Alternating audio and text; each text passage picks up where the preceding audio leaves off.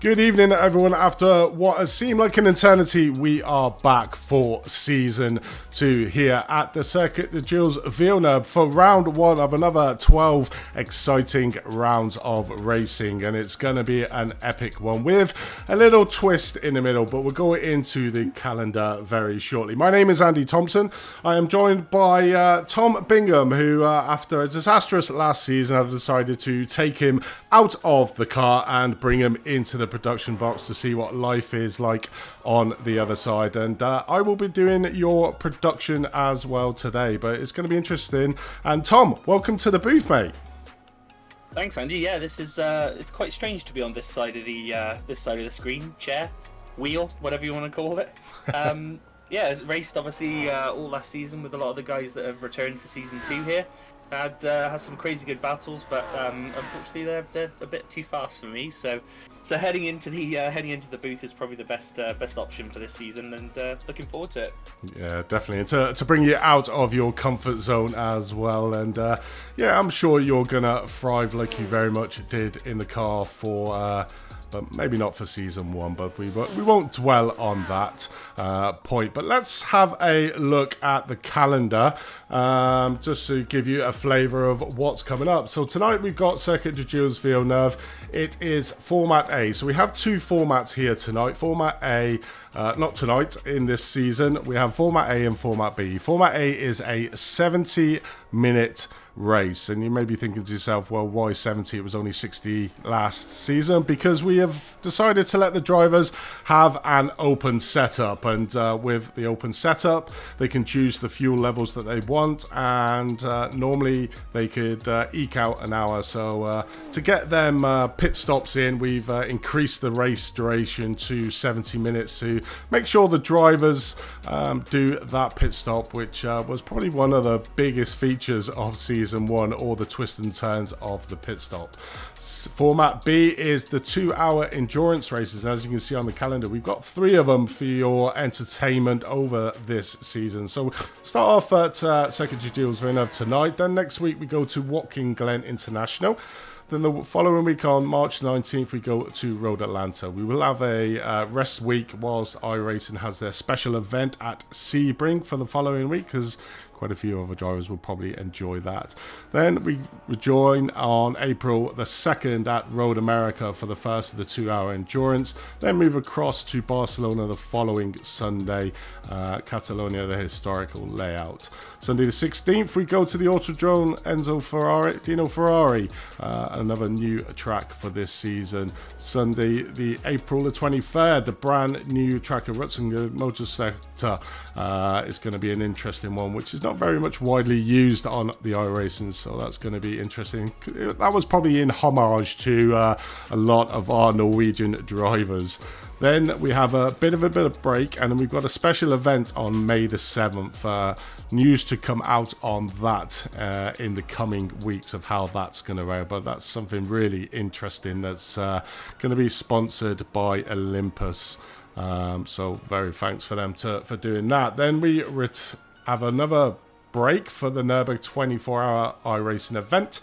Then round 8 we come to Hockenheim, the Grand Prix layout for Format A. Then we come to Nürburgring Grand Prix Trek for our second installment of the endurance on May the 28th.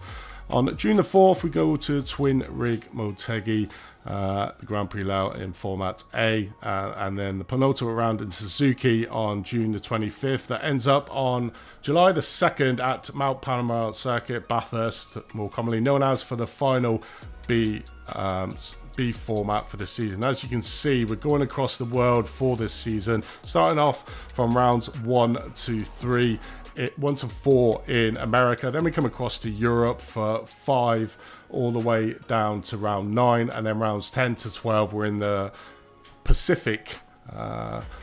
Make sure I didn't say specific there, to finish off the season. So it's going to be a really interesting, eclectic tracks there that the guys have got together. Try to keep it as fresh as we can for season 2, so it's not all the same tracks as season 1. And I think we've pretty much done it well there, haven't we? Yeah, I think the track spread this season round is decent. You know, we're trying to do the Americas, Europe, Pacific, like you said. We're just trying to include as many different regions and things and vary it up for the drivers. I know last season we had a good mix of tracks, and this season we don't want to disappoint them and make sure we deliver something that's interesting and a bit different. A couple of new tracks thrown in there as well, and unfortunately, I know a lot of people are going to miss the 24-hour Nürburgring layout, but yeah, we've gone with the GP layout this time. So just got to have Nürburgring in there somewhere. We sure do. But obviously, that is our future rounds. And tonight we're going to concentrate on Circuit de Gilles Villeneuve. And it's going to be an interesting... We've got a little track guide for you coming up very shortly on there. But it's one of these tracks, Tom, that's... it's got everything. You've got real tight turns. You've got super fast, long flowing bends and straights. It's pretty much got everything in the mix that you want in a track. Yeah, I mean it's a fantastic track, really. It's definitely one that will test your ability and your nerve with the amount of or lack of runoff that there is, and obviously you've got the Wall of Champions, which has had quite a few famous people go into it, including myself. Not that I'm famous, but you know, we've all pretty much crashed into the Wall of Champions at some point. It's going to be an interesting one. It's going to be very tricky with the amount of drivers we've got in this first round. I know everyone's going to be incredibly eager to make up places and show what they can do this evening, but hopefully nobody sends it off too early. Definitely is, but let's have a look at an onboard view from one of our very own drivers, Mr. Thomas Gold, and this is obviously all courtesy of Olympus Esports. We would have each one of these around as you come round the last turn, 13 and 14, the Wall of Champions, before you start the long start, not short straight really down into what I think is probably one of the treacherous corners. It will be on the opening lap, turns number 1 and 2, the virage centre, really tight on the brakes down to second gear, coming down into the first gear, coming into the virage centre before getting on the power. You know, certainly in that opening lap you may see a few of the drivers sort of spinning it. Then up to the treacherous again, turns 3 and 4. You've really got to hold your power here and try not to get on the power too early, or else that wall on the outside will certainly become invited before we go on to the flat out turn number 5. And again, coming into turn 6, a little short stab down to second gear, and then starting to accelerate out using all the track coming out of turn 7, coming down the Pont de Concorde. And the braking marker for this one, which is quite treacherous, and I'm expecting to see quite a few drivers, is that bridge that Thomas has just gone under there, coming down into second gear again. So it's a lot of high speed coming down to shorts before we come into probably one of the most famous corners here at Montreal, the hairpin coming down into turn number 7. Really got to get your braking marker right. It's so easy to lose a mountain of time coming through that last hairpin. Getting on the power as early as you can, coming up to Casino. This is going to be the prime spot for overtaking. You really want to be the line that Thomas is on now, taking that inside track really, certainly if you're having a battle, because you've got turn 13 and 14 coming up now, the Wall of Champions, which if you're really ambitious you can try and make a move on the inside, but as you can see there, the car gets really unsettled by them curbs, and that is a lap around the Circuit de Gilles Villeneuve. Around a 134, 135 I'm sort of expecting from the pros coming into this, but it's going to be one of the tracks that is going to be absolutely entertaining, certainly on that first out in the first lap where you've got to try and warm that tyres up. So the drivers are at the moment in the practice session. They got a 40-minute practice session. The race will start in approximately 12 minutes time, but we've just been into qualifying, Tom, and Thomas Wangen, who a lot of people we see there, and already a treacherous one, and Neil Eric Eisen there, just getting it slightly wrong through the track. But Thomas Wangen, who a lot of people may know him as a Porsche Cup driver, very accomplished Porsche Cup driver, has decided to come over into the championship and has stuck it out on pole on his very first outing in the championship. So it's a great run for him, really, isn't it? Yeah, it's very impressive to be able to, show up and put it on pole. We've got some very, very fast drivers that have entered into Season 2 this time round, and, for him to show up and show them what he has first go is very, very impressive. Hopefully he can keep it together for the whole duration of a lap without falling victim to some of the narrower sections and some of the traffic on this track. Yeah, definitely it is. It's going to be interesting. Then we got the old. So just obviously looking back at Season 1, we've got pretty much all the championships out on show here tonight. We got Scott Mopes, our pro champion. Didn't have the best of qualifying. I think he's around about 4th or 5th on the grid in the pro championship. Then we've got Sander Island, who's moved up a class into the pro am field and is doing quite well, actually. He's got on pace straight away. So our am championship from last season moving up to the pro am, and Michael Hooper, who was our pro am winner last time, has moved up into the treacherous world of the pro, but I think he's around about 7th on the grid, so a good outing for his first showing in the faster pro grid. And we've got Paul Joseph Clist, who's I've kept him into the rookie. I haven't moved Paul Joseph Clist up a ranking due to the fact that last season in the rookie field, if you were following, pretty much he got a deflated field. I think it was 3 drivers by the end of it. We do have a grid of 12 drivers for the rookie, so a little bit more of a challenge, and I think he's probably still been put in the same position in the rookies to give him that competition, and obviously from the qualifying session, he's mid-pack in that rookie field, so he's certainly not going to have his all way. But we do know that Paul is very consistent out on track when it comes to the championship, so I expect him to score in some strong points. But there's some brand new drivers, Tom, but some old Season 1 drivers as well. There's a real good mix in this second season, and with all the classes pretty much evened out. Well, I think there's 12 in the pros, 13 in the pro-ams, 12 in the ams, and 12 in the rookies. It's going to be some really good racing throughout tonight and for the rest of the season. Yeah, we've got quite an even spread this time round, which is going to be sort of nice to watch and see decent sized packs moving around together, having their independent battles for where they are in class. As you said, we've got some of the old drivers back from Season 1. Not to say Russ Fowler's an old driver, but also representing Performance Link this time around as well. We've also got a new driver to Performance Link, which is John O'Cook. So he's joined us this time round, and he says he's very fast. His iRating doesn't say he is, but we're gonna give him a chance, and we've thrown him up in there in the pro am, and we'll see how he handles it this evening. Yeah, it definitely is. Kim Andre Portland has moved down from Pro Am, being in Pro last season. But, I mean, I am so excited to see this Macca. We haven't made anybody drive it. People have chosen this car by choice, and it is my all-time favourite in the GT3 class. Probably not on everyone's cup of tea, but I certainly really do enjoy the look of the Macca. Certainly when it comes up to a corner and it hankers on them brake and then flames start spitting out the back end of it. It's just such a spectacle out on track, and I just absolutely love the car. So from our Season 1 champions, really, the majority of the sim race in Norway guys are driving the Macca, so it's going to be an interesting out there, and you can sort of see the spread of cars that we do have in the field. Pretty much every car, apart from the Ford, nobody's ventured out, so Jacob, we probably need you to come back into the Ford, mate. But pretty much every other car is out on show here tonight, so it's a good mix.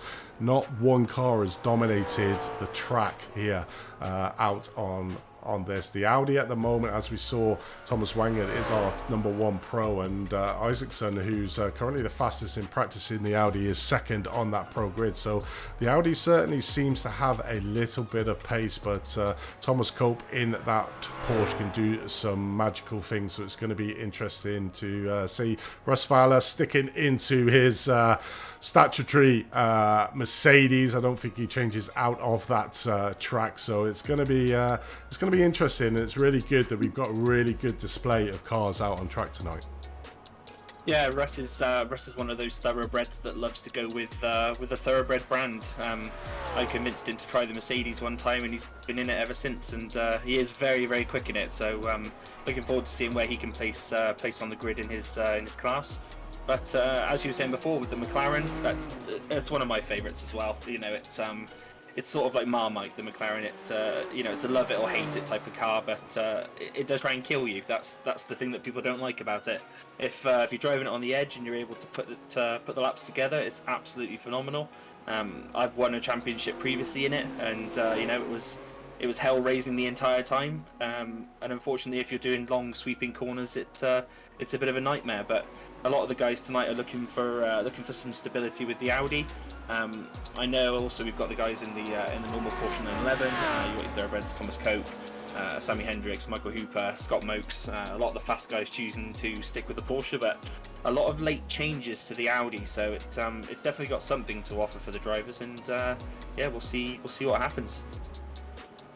Yeah, just saying there, Motorsport Magpie. We are playing the music just because it's obviously just practice at the moment. As soon as we get into the grid, the music will stop and we'll get down to the real action. This is just to show a little bit of the drivers, the new drivers out on track here for this season. Currently have 50 drivers signed up for Season 2. So a really good showing from the guys again, where we were still able to have the four classes. So I think we are the only league that has 4 classes. So we've got the Pro, the Pro-Am, the Am, and the Rookie class. Although we call it the Rookies, there's certainly not rookies out on track. So it was just, what do we call the 4th class? We can't just call it the 4th class.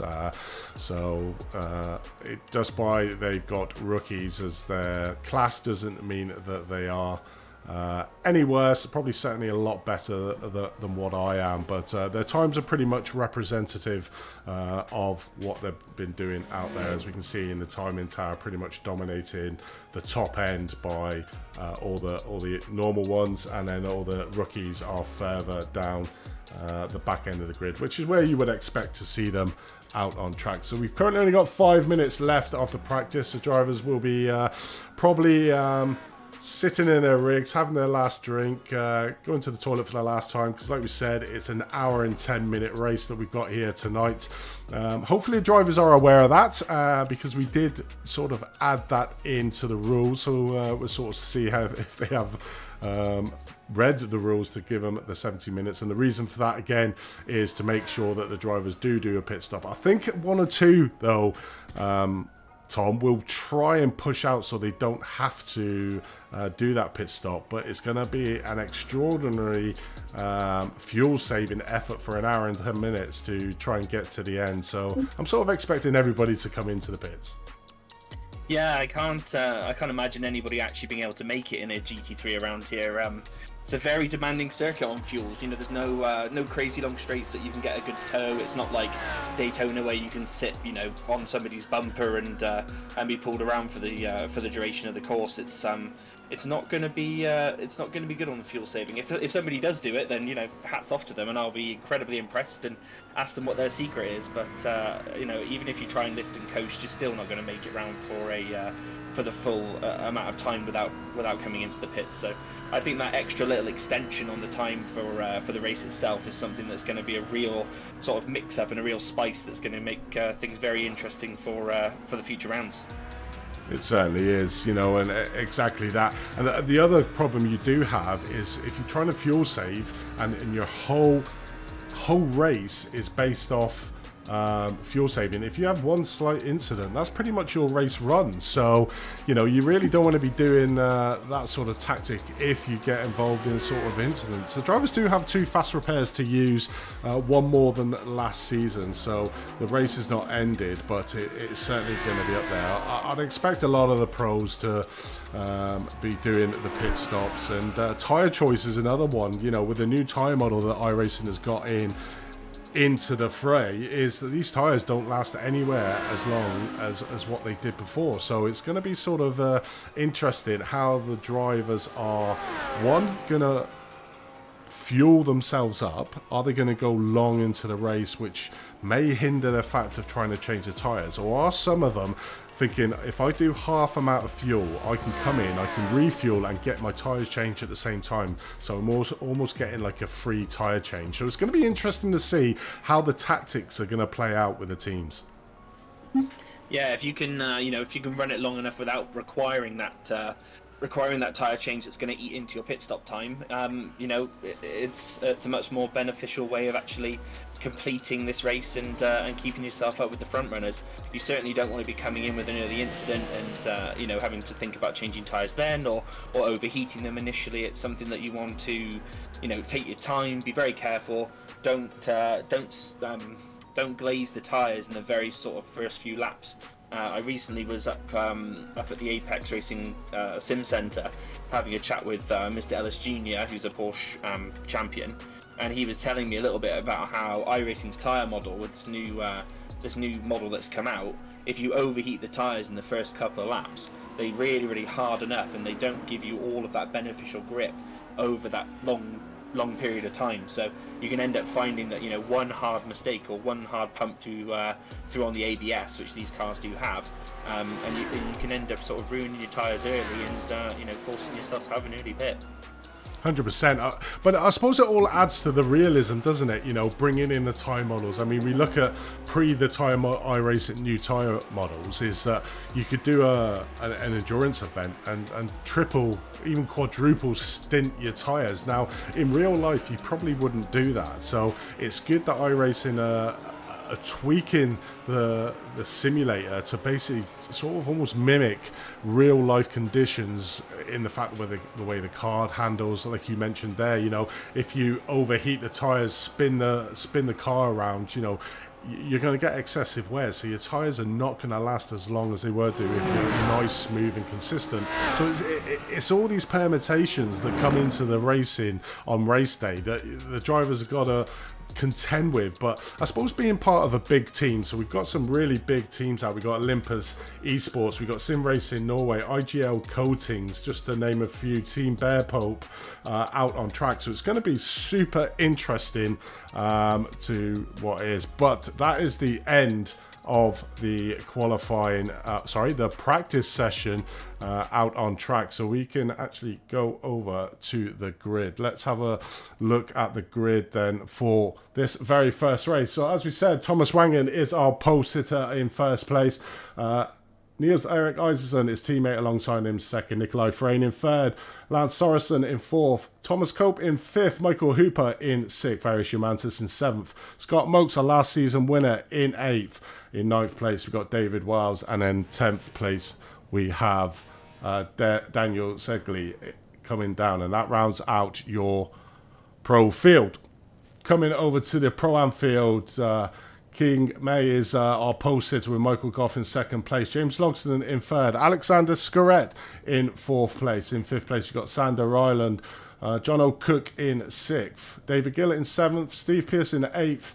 Casper Thompson in ninth. Ross Valley in 10th. And Kim Andre Borkland in 11th. Over to the Anfield now. We got Simeon Modoklev in our pole sitter there. Paul Ward in second. Tom Savage in third. Michael Cody in fourth.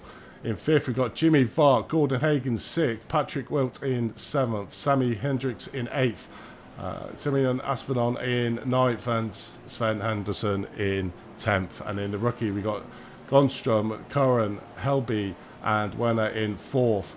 And then we have Paul Joseph Klist, Alan Sundergan, Stoffan Fosse, and Tom Mayer rounding out your grid there for this race. So it's going to be interesting now, as the pros will be off on the track there as we just watch them coming around there, and they are away here in the first round. Thomas Wangen gets the drivers underway here into the first race and keeps the lead. It's a bit of a jostling there coming up down into turn number 1 here. Very treacherous as we see here.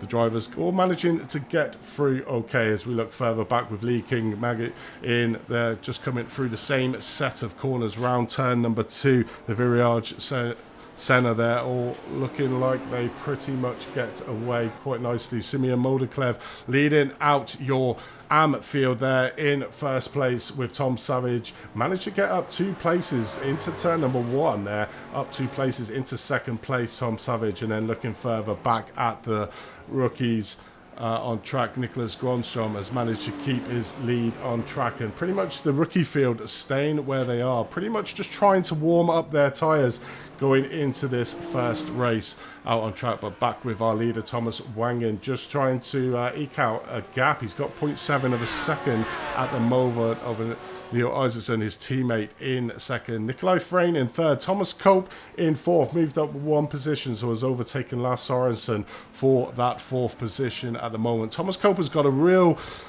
eagerness this season after last season was really strong contender in season 1, but had a real patch midway into the season, which really put paid to that season 1 championship. So really out to make amends here in this second one. And also Nikolai Freyne as well. I mean, we saw him in season 1, always the bridesmaid, never the brides. You can see him there in 3rd place, currently where he set off. So the front 3 at the moment started to slightly pull away from Thomas Cope in 4th. So it's going to be interesting to see if these 3 can manage to scamper away from Thomas in 4th. Looking further back then at the Pro-Ams, we've got Lee King Magee there in 1st place from AKM Racing UK. He has his teammate Michael Goff there in 2nd place behind him, but very much a tight affair for the first 3. Then Alexander Skrett in 4th place is just getting off the back end of the front 3 at the moment, but still well within the touching distance.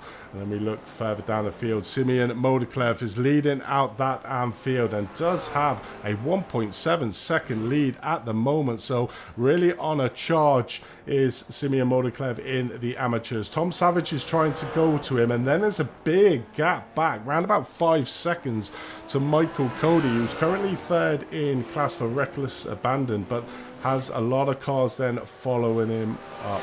Looking further back in the rookie class, Nicholas Gronstrom heading out that field at the moment in 1st. Sam Curran in 2nd, only 0.3 of a second. Probably the closest battle we do have in each one of the classes at the moment in the rookie field. Sam Curran there in 2nd place. Sammy Hendricks looks like he's had a bit of an incident, is down 4 places from where he started and is very much in the mix of the rookie field. But the biggest probably casualty of that opening lap is Michael Hooper, down 22 places to 28th on the field. So I'll try and have a look, see where he's had his incident and see if we can see it. In fact, as I say that, here it is. Let's have a look at what happened to Michael Hooper on this opening lap. So coming down, so it's relatively early on in this race that he's had the incident here. So let's have a look as he's coming down into it. Is this of first casualties of turn 1 and 2? Oh, it gets it completely wrong even before the start of the field. I quite missed that. That was quite extraordinary, Tom. Yeah, it's not really sure what happened there, and unfortunately he's in a position where he just can't rejoin track quickly with the amount of vehicles coming through. So down in the 20s, that's not going to be a good start for Michael Hooper's championship, and he's going to really have to work hard and cut his way through all the different field to get himself back up to some sort of competitive area. He's going to be hoping for some more crashes down the road in the pro field, I imagine. So fingers crossed for Michael to get back up into a decent position. Definitely is, as we join Scott Motes, currently P6 in the pro field. Our last season champion does have quite a few cars in front of him. You can see there now that the pro field is all the way from 3rd place, quite tightly congested, as we would come to see. Thomas Wangen managed to get a 1.3 second lead over Nikolai Freyny, who's managed to leapfrog Isaacson for that second place overall. So I think we might see some special things from Nikolai this year out on the track. Like I said, was so on it, certainly towards the end of season 1. He really started to get the pace together and get it done, and it's really good to watch him in this second season to see what he can do. But Scott Mokes at the moment just at the back of this train in P6, but we normally come to see this of Scott. He just takes his time to try and pick up that speed, and the reason probably why he won season 1 is that he was just so consistent out on track when it came to scoring the points, and all the other pro drivers around him were getting caught up in a few incidents. But it's going to be interesting to see what can happen out on track. But I think there's certainly a battle heating up at the moment in the Pro-Am as we join Michael Goffey here in second place in the Pro-Am. Teammate to the pole sitter at the moment, Lee King McGee of AKM Racing UK. So being a real good real guard at the moment. But you can sort of see behind him James Logston, Alexander Skarat, Sander Island and John O'Cook. Literally a big long train of about 6 cars there in the Pro-Am field is all tightly congested, which sort of makes to say that it's going to be certainly an interesting race and possibly a season in that Pro-Am field, with a lot of drivers being on point really with each other. Oh, as we watch a terrible mistake, and probably a classic one here at this track, Michael Goff, and he will have got a slow down for that cut in the last corner in the Wall of Championship. Just going in far too deep. In fact, do you know why it was called the Wall of Champions, Tom? Yeah, I do actually. It's in 1999, I believe. We had 3 of the big names crash into that wall. We've had everybody from Damon Hill to Schumacher, sort of have a little bit of rubbing action there, and they decided that they would name it the Wall of Champions because so many guys have trashed billions of pounds worth of F1 car into it. So that is why they named it the Wall of Champions. Definitely is. You missed one name off there. Jacques Villeneuve crashed into there in 1909. So you got 2 out of 3. So 2 out of 3 ain't bad, mate, as they sort of say. So yeah, as we look further back now to the rookie field, Nicholas Gronstam, who was one of our AM drivers in season 1, has been moved down into the rookie class, and currently in the lead by 1.7 seconds over Sam Curran. There from Team Bear Pope. Nicholas Gronstam, a privateer, but do have Jonathan Wiener in 3rd place at the moment, who's sort of playing rear guard to Sam Curran. So Sam's really trying to capture that gap to himself and Nicholas Gronstam, but we can sort of see the timing there from Jonathan down. You got Paul, Joseph Kliss, Alan Sangard, Stefan Fonzi and Michael Hooper. It's obviously just trying to get back after that earlier spin. Very unorthodox spin, really. Wasn't even on the opening lap, just getting up to the start finish, and unfortunately spun it. Probably just getting a little bit over eager with his looking at the fact that he's moved up to pro now, but getting it drastically wrong there. But he's just at the back of this trio of cars at the moment, and trying to get himself up back down in P37. So a long day at the office there for Michael. But I suppose the beauty thing of this championship is even though, as we see an incident there, and I think that was Stefan Fonzi going into the Wall of Champions. We will get a replay of that to find out what happened there. But yeah, looks like he went a little bit too deep into that corner and got it slightly wrong.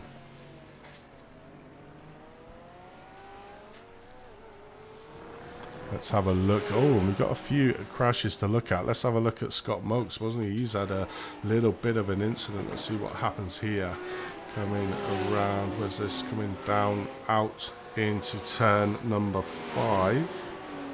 Coming up to the treacherous turn 6 or 7. Does he have a slight incident here? Let's have a look. Oh, a car spins in front of him. That's why he has lost a few positions. And that was one of the IGL Coates team that was pretty much across the track after turn 6, but just before turn number 7. So Scott Mokes, unfortunately, getting caught up in that issue Didn't really have nowhere to go there out on track, and I think that was Daniel Segli as well getting caught up into that incident there. I'm just trying to find what happened to Nicholas Gronstrom. Was he caught up as well? Let's have a look at this. So our rookie leader at the moment, did he get caught up in that incident? Let's have a look here. Coming down into the hairpin. I think iRacing does this. I did notice that on the test session. It said they have crashes, but it's just the fact that they're taking the hairpin. So I'm not quite sure why that is.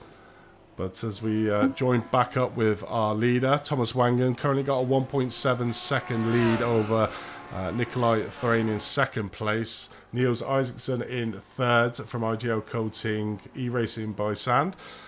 In third place with Thomas Cope in fourth, so not really getting into it. 2.1 seconds behind Niels for that third place at the moment. The top five pretty much spread out, but then Scott does have Arias Humantus right on his tail of the Porsche driver from the Olympus Eagle, Scott Mokes. Then you got Dan Segley there in seventh, and a little bit off 1.2 seconds back is David Wiles, who does have Lee King, the leader of the Pro-Ams at the moment, who's getting under a little bit of a pressure here from James Logden for that lead in the Pro-Am.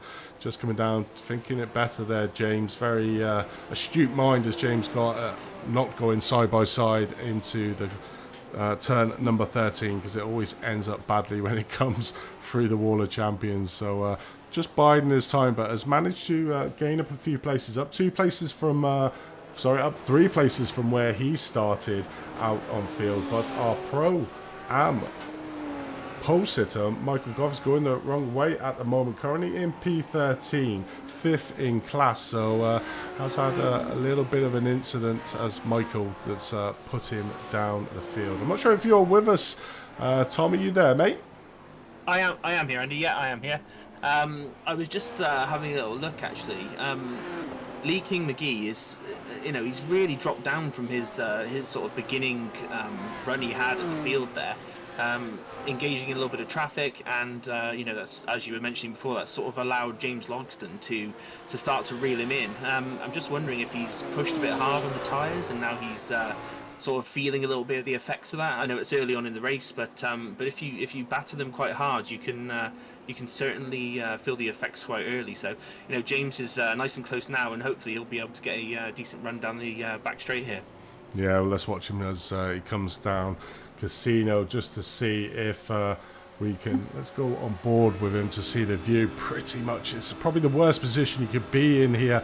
Missing your braking marker for this Wall of Champions turn here, and them curbs are absolutely savage, but does it really well. I think that is probably a back marker there. That might be David Wiles. James has just overtaken there, coming down into turn number 1 here. Still on the hot of the heels of Lee King McGee in the leader of the Pro-Am at the moment, but you can see how congested that top half of that pro field is, and if we just look back from there, we can just see there's Sander Island, our Am winner from season 1, having a sterling effort here, currently in P3 in the Pro-Am field, with our very own Jonathan Cook from Performance Link there in P4 at the moment, P11th overall. David Wells is going the wrong way down the field, is our pro driver at the moment, so struggling out on track as he's sort of kindly trying to get his way back up, but very much in the mix now of the Pro-Am field. Even though they had a 2-second gap at the start, you can sort of see the gaps have sort of eroded now. I mean, difference is Kim McGee, the leader of the Pro, is around about 2 seconds behind David Sedgley there in 7th place around the back of the pro field there, but it's certainly interesting out on track as we look further back at the top of the Anfield, and the course is getting super duper compact now, with the drivers all getting into one, so this is maybe where we see a few more incidents start occurring out on track, Tom. Yeah, it's the this isn't a very forgiving track in the braking areas. There's not a lot of room. If you do make a mistake, you're not able to avoid very easily. So especially down here into past the Wall of Champions into Virage Centre, it's going to be a very tight area where if you do make a mistake, it's going to have very big consequences. So unfortunately, we see a couple of guys dropping down the field, but the front of the AM field is looking quite hot at the moment with Tom Savage doing very well for himself. Yeah, he certainly is. I'm just looking down the positions gain. I think the maximum position is 5. We've got several drivers now. We've got Sander Island, John O'Cook, Performance Link E-driver in the Audi there, is up 5 places. Casper Tungsten is also up 5 places in the Pro-Am field. So very much the Pro-Am field is the one that's made, and Simeon Motorclev up 4 places from where he started, just overtaking David Gill there. The Pro-Am driver is again going down the wrong way. Tom Savage has just managed to overtake David Gill as well.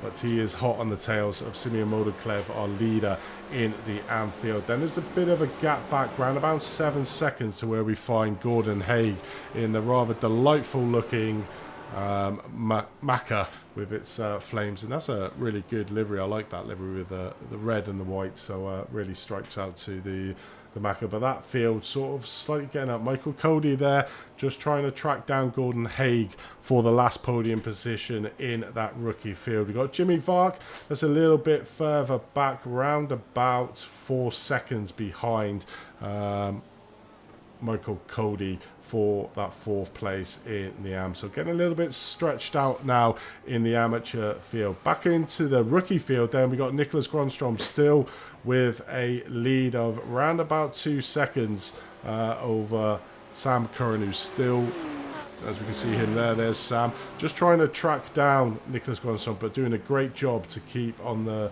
within striking distance. And now comes into the bits where the fields are trying to overtake the other classes because they're slightly a little bit faster, and this is where the slight mistakes could come out on track. Looking at the points, and just to give our viewers who have not seen season 1, the points are not done on overall finishing positions. They are done based on class finishing positions. So even though Michael Hooper is currently down in 32nd position, he will get the points for 10th in the pro class. The reason why we do this, and it worked out really well in season 1, is because then it basically doesn't stop somebody sandbagging and running away, but 2, it also, if somebody has a bad round, it's not the end of the world as long as they keep going and keep within the confines of the criteria of being 3 or 4 laps down to the class leader. They will score valuable points, and by the end of the season this could obviously still be very valuable to them. So it's where they finish in respect to their class, not their overall finishing position. So we may see a few drivers in different classes fighting for position out on track, but in the grand scheme of it, the points wouldn't change between the 2 drivers. So as we look at Lars Sorensen, he's currently in 24th, P9th in the pro field. Had a little bit of an incident, but has managed to pick himself back up into P24th, but 9th in class. So we will be scoring the points of 9th in the pro class. But we do have a few incidents to look at, and oh no, what has happened here to Thomas Copes? Let's have a look here. Oh, I think this is another iRacing saying that somebody's crashed when they come down to the hairpin, I believe it is. So luckily I was thinking, oh no, not again, Thomas. He's had another crash, but looks like it is not a crash. Let's have a look at a few others and let's see if it's any crashes. So this is Sammy Hendricks here. Let's have a look of his incident. Nope, it's another hairpin. I'm not sure why it does that. That's very strange and very confusing.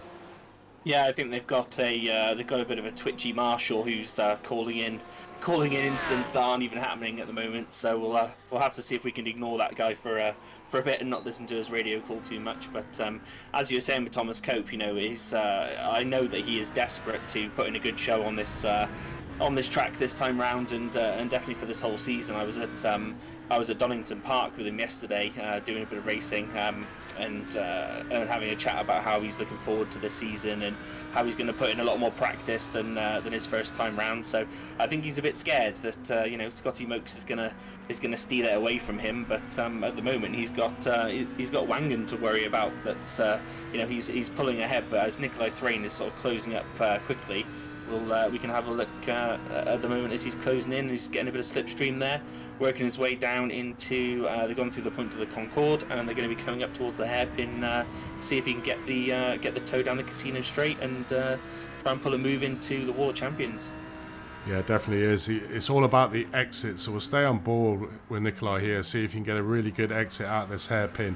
He's going to have the slipstream coming down the Casino Straight here in Montreal, so is he going to be able to get a move? And we'll see what Thomas does, see if he takes that defensive line on the inside to block off that late dive on the inside. Thomas not deciding to cover it off. Nikolai just coming out, but I think he's quite happy at the moment. These two are working well together. They got a 3.5 second lead over Niels Isaacson in third place, or second place off the grid here, so it's just down one place at the moment. But Nikolai's really racy here at the moment. So we look, he's had a little nibble there coming into turn number one, but Thomas there just closing off the door. Nikolai really competitive here in the Audi, the two Audi drivers here. So Audi very much seems to be the car that you want to be in, certainly in this opening race here. The top three drivers are all driving the Audi, as we can see there. So certainly had a change of fortune from previous seasons where the Audi very much went off a cliff,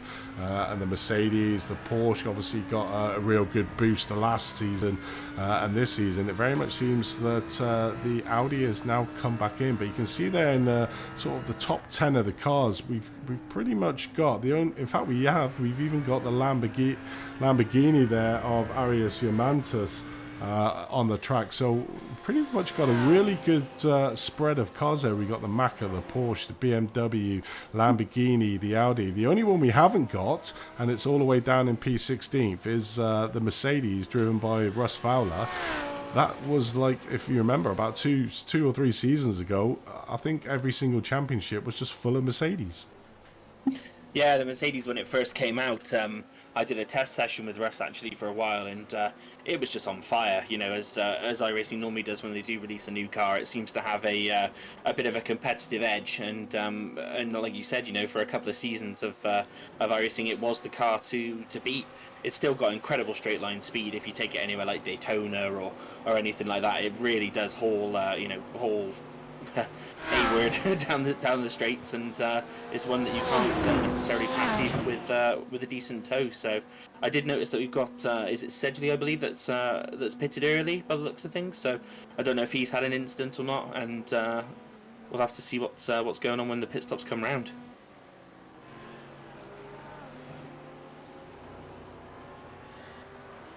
As we're looking now, is David Wiles just coming into the pits. I wonder if he is going to be taking tyres, fuel, or if he's coming for an incident. We'll have to take a look and find out here. Yeah, I think his car is pretty much. Let's see if he does change the tyres or if he sticks onto the same set of tyres. You can just see in the bottom Kim Andries Bortland, the back end of his McLaren there as well. He is in the pit, so yes, he is changing tyres. You can see the car on the stands there is changing. I don't think Kim Andre Borkland changed the tyres there. He was 15 seconds stationary in there, was Kim Andre Borkland. So he's coming out for his one and only pit stop. 23 minutes into this hour and 10-minute race.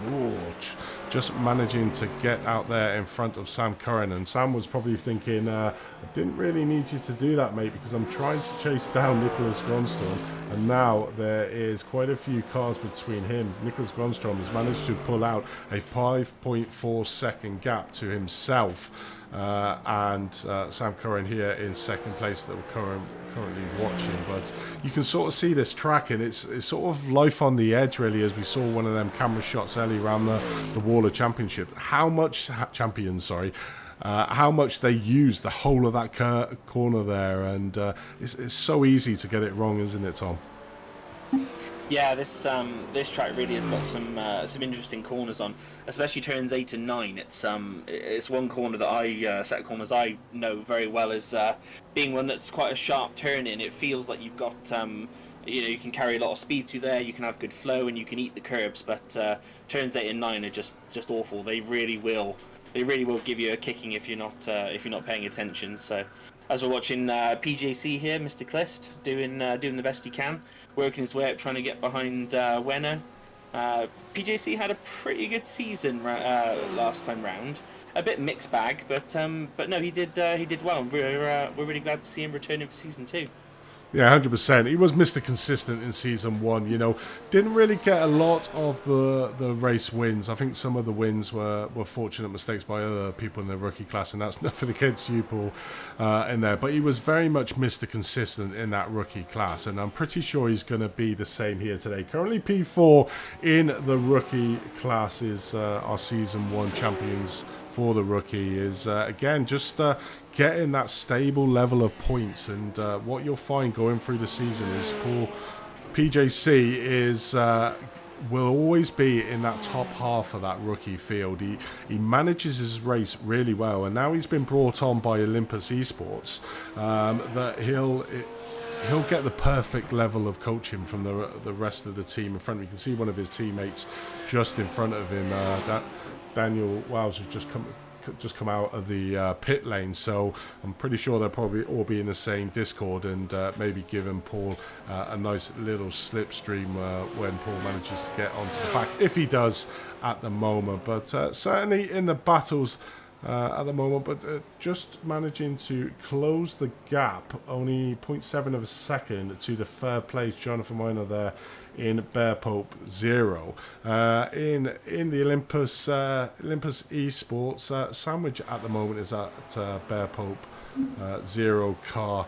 So I wonder if Daniel is just trying to slow him up a little bit to bring him into the clutches of PJC. But at the moment, Paul doing a grand job. Same with Jonathan in P3 at the moment. But let's have a look at the AM field. So Simeon Modoklev still keeping that first place with Tom Savage in seconds, 1.7 seconds behind him. You can just see the gap there on the screen.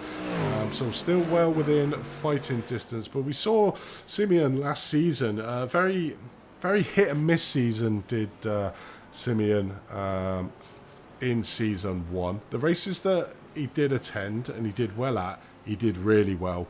But again, the races he didn't, he pretty much crashed out in spectacular fashion. So it's going to be interesting to see. I mean, this is the perfect start for him as he just overtakes Casper Tungsten, one of the pro drivers in front there, to take another position, to put a car in between himself and the second place Tom Savage. So it's going to be interesting to see how Simeon approaches the rest of this season.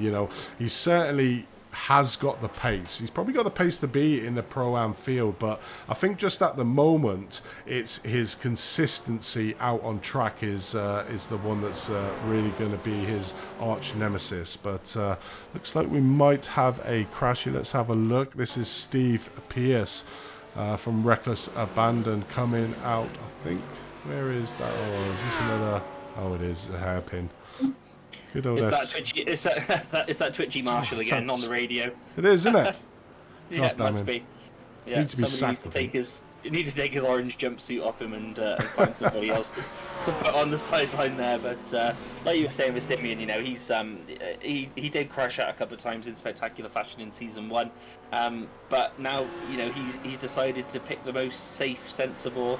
Oh, wait, no, he's in the McLaren. Yeah, no, he definitely hasn't picked the most safe, sensible car, but he seems to be gelling with that at the moment and putting in a good show. So one other person I'd like to bring mention to is Lee King McGee at the moment. He has seriously got some heat from James Logston behind him as they go side by side into the chicane there towards the Wall of Champions. And James just thinks better of that, and he's just going to take his time and stay with him, and hopefully stay in the slipstream and keep it close. He actually went into... He did. Sorry, it's just updated for me. He did actually go into the pits. Yeah, he So did. He interesting, was strategy certainly there. had the speed there, to James Logden. So taking his pit here, 29 minutes into this first race, another 40 minutes for James to contend with in this race. So it'll be interesting to see, does not change tyres. So is that going to hurt him? I mean, I'm just thinking back to Interlagos. Obviously the temperature in that here will probably not be, let's see what the temperature is. So it's a relatively cool 19 degrees, so nowhere near as tight as it was in Interlagos. But you were one of them drivers, weren't you, Tom, that succumbed to the dreaded popping of the tyres, wasn't it? Yeah, the dreaded meatball. So I did find that obviously the track temperatures at Interlagos were insane. I mean, they were, what was it, high? It was like mid to high 40s or something ridiculous like that. So the tyres were exceptional for the first couple of laps, but after that you could really start to feel the understeer, especially in the Porsche. It was it became a lot of difficulty to handle. A lot of guys managed to extend the fuel enough to gain free tyres at the pit stop, so it didn't actually impact their timing. But I, stupidly thought I'll try and run it on and see if it managed it. But unfortunately, yeah, I blew my front right tyre just coming onto the final straight there. With about 6-7 laps to go, I believe it was. So my more fool me, and I'll know for next time. You will, but so we'll see what happens here. But looks like a little bit of a change at the front. We can see there Nikolai Frane, who was putting Thomas Wangen under a lot of pressure, is currently down to 4th place. And just looking at the timing tower, and he hasn't pit. So I'm trying to see if I can find where a possible incident has happened out on track. But as soon as I find that, I will certainly be showing you. But Nikolai there, who was very much putting Thomas Wangen under a lot of pressure, is currently finding himself down in 4th place, and car doesn't look like it's got any damage on from what I can see. Or is that back end, certainly the rear wing is looking like it's okay. So obviously, if it was a mistake, it wasn't a super costly one where a lot of damage on the car. But in the process, he has lost 2 places to Isaacson and to Thomas Cope in 3rd place as well. So Thomas finds himself up there. You can just see him at the top of the screen. So still well within sight of Nikolai Frane. But this was just taking us back to season 1, super quick. And then some sort of issue happens, and he finds himself further down the field. But it's let's hope he can get it back. But I'll try and find out what happened. But looking further back at a battle here for the Pro-Am, this is the 4th and 5th between Michael Goff, pole sitter, for the Pro-Am field, and our very own John O'Cook in P5 in Performance Link. Just having a little bit of a battle here with Alexander Scaret, that's just at the top of this trio of cars. Coming around here, 32 minutes in, still quite a lot of drivers owe us a pit stop. The top of the pit stops at the moment is James Logsdon. He has already done his pit stop, and it looks like the time to be going at is around about 13 seconds. You got David Walls, who's done 26, but he did change his tyres, so he'll probably come faster during the end of the race. Certainly if some of these drivers haven't got any or didn't take tyres out on track, as we watch here a battle between Nicholas Gromstrom and looks like Michael Cody literally has just gone into the pits as these two were fighting coming down into Casino. So we're getting into the realms now of the pits step as we join back with Tom Savage, who's just trying to keep up with Simeon Modiklev at the moment for that battle for the AM. This is 11th, 12th and 13th out on track, and we have Casper Tungsten still in the middle here and P6 in the pro field. But certainly Tom's having a great day at the office. Very first championship here in the Performance Link as Tom Savage, and just trying to get past here of Casper Tungsten to try and trace down Simeon Modiklev, who's currently leading out that AM field in the Maccabi. Yeah, Simeon's putting on a fantastic show in the McLaren. He's really gelling with that car for season 2 so far. Tom Savage is obviously going to have to try and stick with Casper and work his way up to the field, but Simeon's putting in a fantastic show. You know, the McLaren is going to be strong at this type of track. It's very pointy, agile. It's good at the tight, twisty stuff. The long flowing corners is where it suffers. Oh, it looks like a pass in the back, possibly. We'd have to jump back there to have a little look, but yeah, no, it's he's doing very well, Simeon, and hopefully we can, hopefully Tom can get up behind him and put some pressure on him, so he's not just running away with it.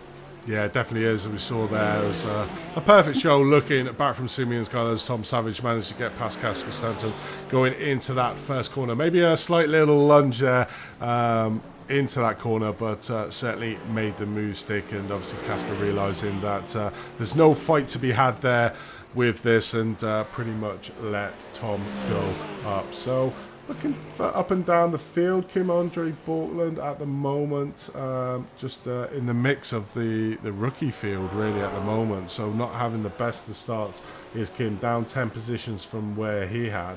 Arias Yamantis as well, looking further back the field. Pro driver currently in 33rd position, down 26. Has done his pit stop as well, but he was in the pits for 58 seconds, so not ideal there. So that sounds and stinks of speeding into the pit lane, I think, for me, Tom, because 58 seconds is 40 seconds of that pit stop and 18 seconds for a pit stops. Probably sounds around about right, so I think we have our first casualty of speeding in the pit lane. Very easy to do here as he now tries to make his way back up, but having that 40 seconds against you, as you can see, back down in 33rd position is Arias Yamantis, who was up in 6th, I believe, in the pro field. So yeah, bit of a costly mistake there from Arias.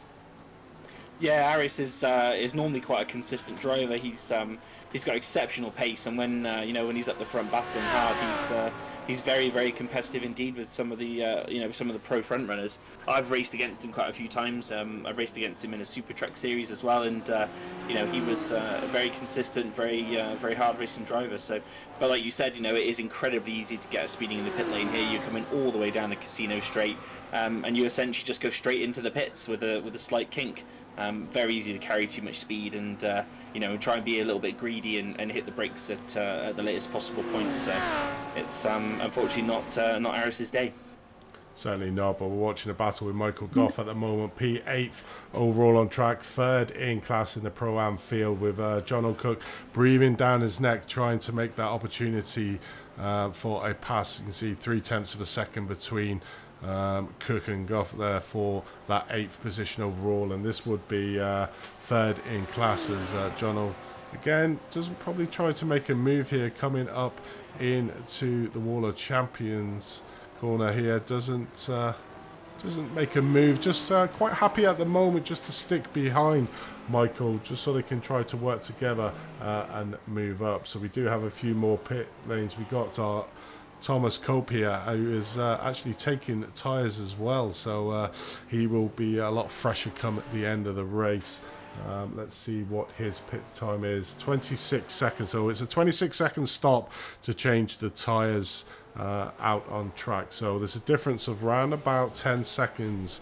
It's looking like at the moment for taking tyres or not, but I think it very much coming into the latter part of this race. Still got half an hour to go in this race, and changing the tyres is going to be beneficial, certainly when you get another 10-15 minutes into the race. The people who haven't changed their tyres will then starting to be struggling. We should see the lap time start dropping from them drivers, but the drivers that have changed their tyres, it's going to be interesting to see if they can make up the gap. I think Thomas had the time on his side to be able to do that tyre change, but it's going to be interesting to see what Nikolai Frayne and Scott Mokes do. Do they now throw the dice and say, do you know what, I'm not going to change my tyres so I can gain back that 10 seconds on Thomas Cope, but they will be sort of sitting ducks when it comes towards the end of this race, with Thomas being on fresher tyres.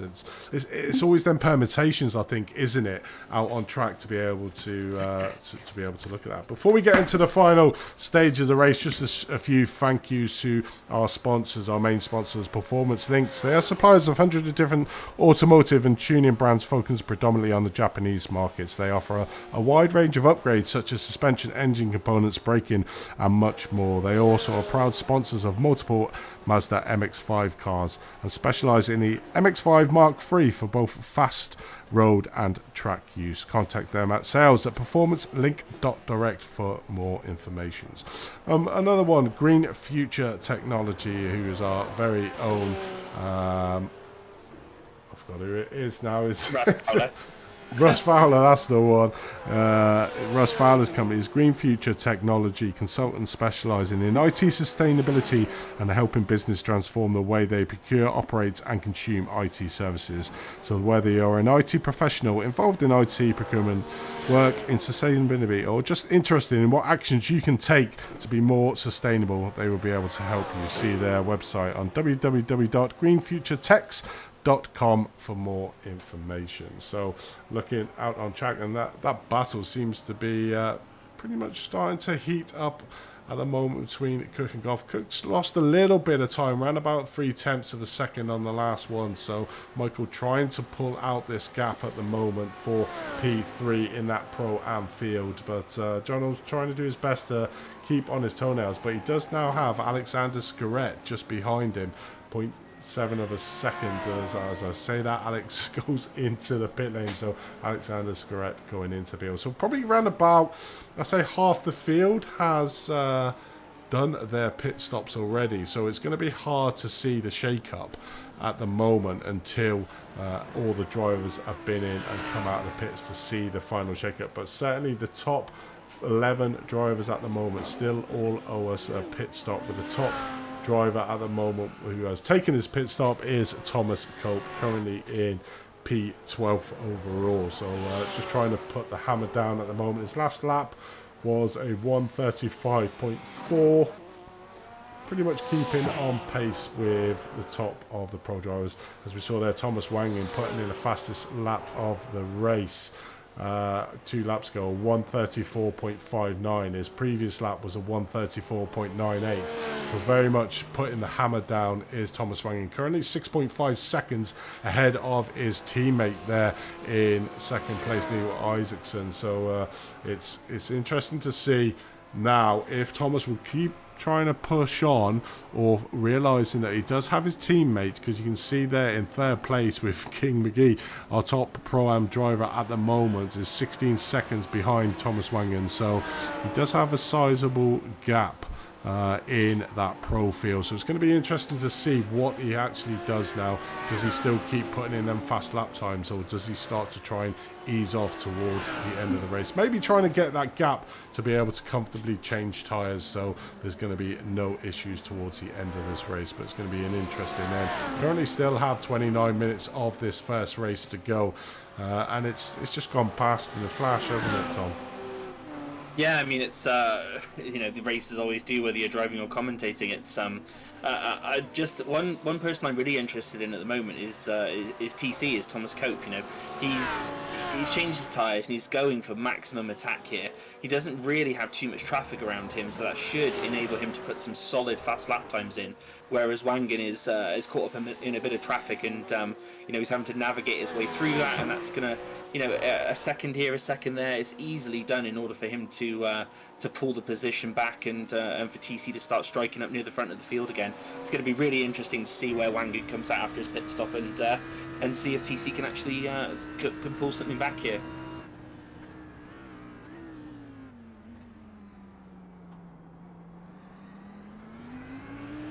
As now we're on board with Nikolai, who is looking at the moment to get past some traffic himself, trying to catch up to Scott Mokes, and trying to work his way up to the front of the field with Isaacson and Wangen as well. Yeah, it certainly is. Just trying to get there. He's got 3.4 seconds now to try and catch up with Scott Mokes here, but does have a free run here into the Wall of Champions. It's always a lot of lost time. You can see there literally scraping the right-hand side of the vehicle there.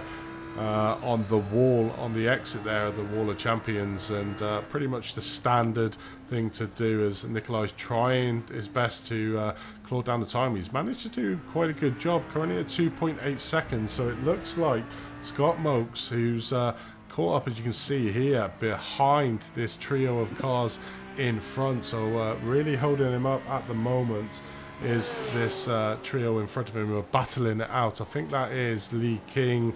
That is one of the Team Bear Pub Audi drivers in front of him. So these three cars that are battling up, it seems to be sort of holding up Scott a little bit, because you can see that time now between himself and Nikolai Frey behind has come down another 6 tenths of a second. So he manages to get past the first one to Scott out on track, and has a couple more drivers in front of him to try and make and thread the needle through. But Scott, as we said at the start, you know, in P6 didn't really make any early moves here, but has found himself in P3 overall in class. Still owes us a pit stop, so it's going to be interesting to see after round of pit stops where Thomas Cope is back in this mix. He did pit a little bit earlier, did Thomas, but now we can sort of see, or we'll see in probably in the next, I would say, 5-10 minutes, we should see the rest of the drivers coming in for the pit stop. It's going to be around about 50 minutes to an hour before people are going to have to come in, if they certainly did have full fuel on their track. Yeah, that is one difference we have now for season 2. The fuel isn't preset.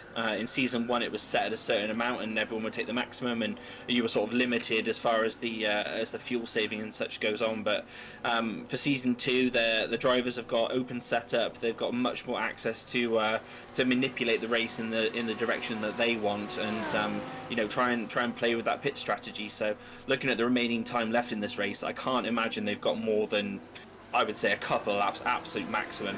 And the one thing is, when the tyres start to go off and when the fuel's low, accidents happen. You know, it's the car starts to become more unstable, a lot less grip, and you start to feel a bit nervous, and that can put you in the wall, especially somewhere that's this tight and twisty. Certainly is, as we're currently watching a 5-car battle here. We're currently on board with Alexander Skret. In front of him is Michael Hooper, John O'Cook, 6th place at the moment in that Paran field. Jimmy Vark is the AM driver, currently in P5 at the head of this 5-car trio here at the front. So a nice little inter-rivalry battle out on track as Alexander just tries to get past Michael Hooper. Michael hasn't really made up big places. He's currently still only down 13 places. Managed to get up to P8 in class as Michael. He was P10, so David Wiles has not had the best of days here out on his first outing here in the Performance Link. But Michael Hooper, after that very unusual spin at the start of the race, even before he got over the line, just coming around the corner of the Wall of Champions, around turn number 13, sort of spun the car and then was in no man's land and literally had to wait for the rest of the field to get past. It was a very kind thing to do, because in the heat of the moment, you just probably try and get yourself out and pull out, but Michael just waited, lost a lot of positions. He was down in, I think it was 33rd overall, managed to get himself up to P18, so just steadily making progress here in this first race, as we see Stefan Anderson just going in, as well as Paul Ward going in for their pit stop. So a few of the drivers starting to come in now to finish off the pit stop, but the top 10 still haven't pit in this race. Yeah, it's incredible to see how they're managing the fuel. I don't know if they're doing any lift and coasting or not, but yeah, really putting on a strong performance here, especially Wangan leading the field now by nearly 8.5, nearly 9 seconds. Absolutely exceptional run by him. He must have done a lot of practice and leading the way for Norway there. So fair play to him, putting on a good show today. It's going to be interesting to see what happens when the pit stops come into play, and also that's going to spice things up a lot with the traffic. So it's going to be interesting in the next sort of 5 or 10 minutes to see where people come out. Yeah, it is. I mean, it's very much a false grid, shall I say, because you've got half of the grid that have pitted, and then you've got the other half that sort of haven't pitted. So it's very much, where are the guys when at the front end of the field when they pit, where are the other guys behind them that has pit. So just to give you a rundown, Thomas Cope has pitted, James Logden, who we're currently watching at the moment, has pitted as well. Then you've got Daniel Segley, Jono Cook pitted, Alexander Scorrett, Casper Thompson, Russ Fowler, David Wiles, Kim Andre Borkland has managed to pit twice, so came in for his second pit, only 3.67 seconds, so probably underfueled the car a little bit and probably thought he wasn't going to make it to the end of the race.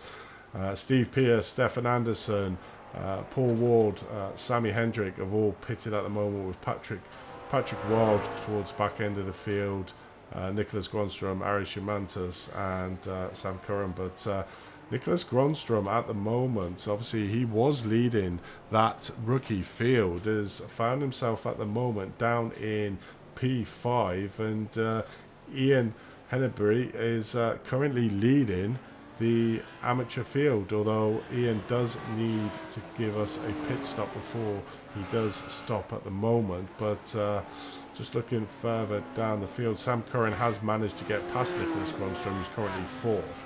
But the top 3, Paul Joseph Clist in 3rd, Jonathan Wenner in 2nd, and Ian Hennebury, who we're watching at the moment, have still yet got to pit in that rookie field. So again, it may all change around after the round of pit stops, but it's going to be an interesting end to this race when these guys change. And this is the beauty of this tactic, I suppose, of when do you pit? Do you pit early enough? Do you pit later? You know, it's always a gambling game when you come into these championships, certainly the Open Championships. It was probably a lot easier in Season 1 with the fact that they had fixed cars and they also had a fixed litre on their lap. Now they've been given the free rein to do as they will within the confines of how far you can put fuel into the car and how far that will get you. But there's going to be interesting tactics throughout the field of what's going to happen. Yeah, every race is going to be very dependent on the pit stops. I imagine yourself as well as I, Andy. We've had races before where you'll be out a few places behind, but due to the traffic situation, or whether you have a good tow, or if you look down the field and see a good gap or a big pack in front of you, you can make those decisions and you can make up unfathomable amounts of time choosing when you strategically take that pit stop. Whether you take fuel and tyres, with this slightly longer race format we have now, tyres are probably going to start to be essential, especially with the new tyre model. But it's going to be interesting to see what happens in the final sector here. 100%. As we're watching this battle now, Nikolai Freyne has managed to get onto the rear wing of the Porsche of Scott Mokes for P2 at the moment. So Nikolai, overcoming that deficit of around about 3.6 seconds about 5 minutes ago, has managed to find himself right onto the back of Scott Mokes. Obviously that little bit of traffic behind for Scott has really hindered him, and probably give Nikolai a little bit more of an emphasis now to push on. And you can sort of see the power of that Audi is certainly quick in a fast line, does have the slipstream. Porsche not renowned for an absolute blistering straight line speed, and so that Audi, as we all know, is super powerful in a straight line. So at the moment I can't see how Scott could probably defend in the next couple of laps, and I can only see Nikolai probably making the passing opportunity, and this may be a perfect opportunity now, as we'll ride on board with Nikolai coming up Casino Straight here. Does he try to make a move here coming into the Wall of Champions turn, and he's getting right on the button? No, he's just giving him a little tap, just pushing him along, probably trying to get that as they both go into the pits. So Scott Mokes, Nikolai Freyne, we do have Neil Isaacson in first place there, is in the pits as well. So Thomas Wangen, who came in the pits before, 17.9, takes over the lead of this race again. But it's going to be interesting now. Where does Thomas cope come out in the heat of this battle, and is it going to be a 4-car run-in now to that P2? It's going to be interesting. But looking again, Sander is managed to keep on going, the second place overall, up 13 positions. Still owes us a pit stop himself. Simeon Motorclev as well hasn't pitted in that Macca. Maccas are very good, I must say, on the fuel. And David Gill, so there's still a few drivers, probably about half of the top 10 that still need to owe us a pit, but they're going very deep into this race, aren't they, Tom? Yeah, I mean, I'm basically speechless when you were giving that information across. I mean, pushing this deep into a race on that light of fuel, especially in a car like the McLaren, I don't know if it's asking for potential disaster with with how twitchy it can become on the lighter fuel load, but these guys are really doing well. They must be lifting and coasting and sticking up behind people in order to try and save that fuel. But this final section of the race is really going to become interesting as the pit stops all sort of work themselves out, and we see where people end up. Yeah, one person that looks like he's really profited from pitting early is Thomas Cope, currently in third in the Pro-Am fields, and he was behind Scott Mokes and Nikolai Frayne earlier on, but has leapfrogged them. We can see the gap there. It's a sizable gap between himself and Nikolai. 7 seconds to Nikolai, 6.8 seconds to Scott Mokes. So it's really been profitable for Thomas Cope to be able to pit that earlier. We were wondering if he was going to make that leap, and like you said earlier, Tom, he had a bit of free track, so was able to put in some super fast laps. Now, we did see Scott Mokes and Nikolai Frayne, who are again very much caught up in the battle between each other.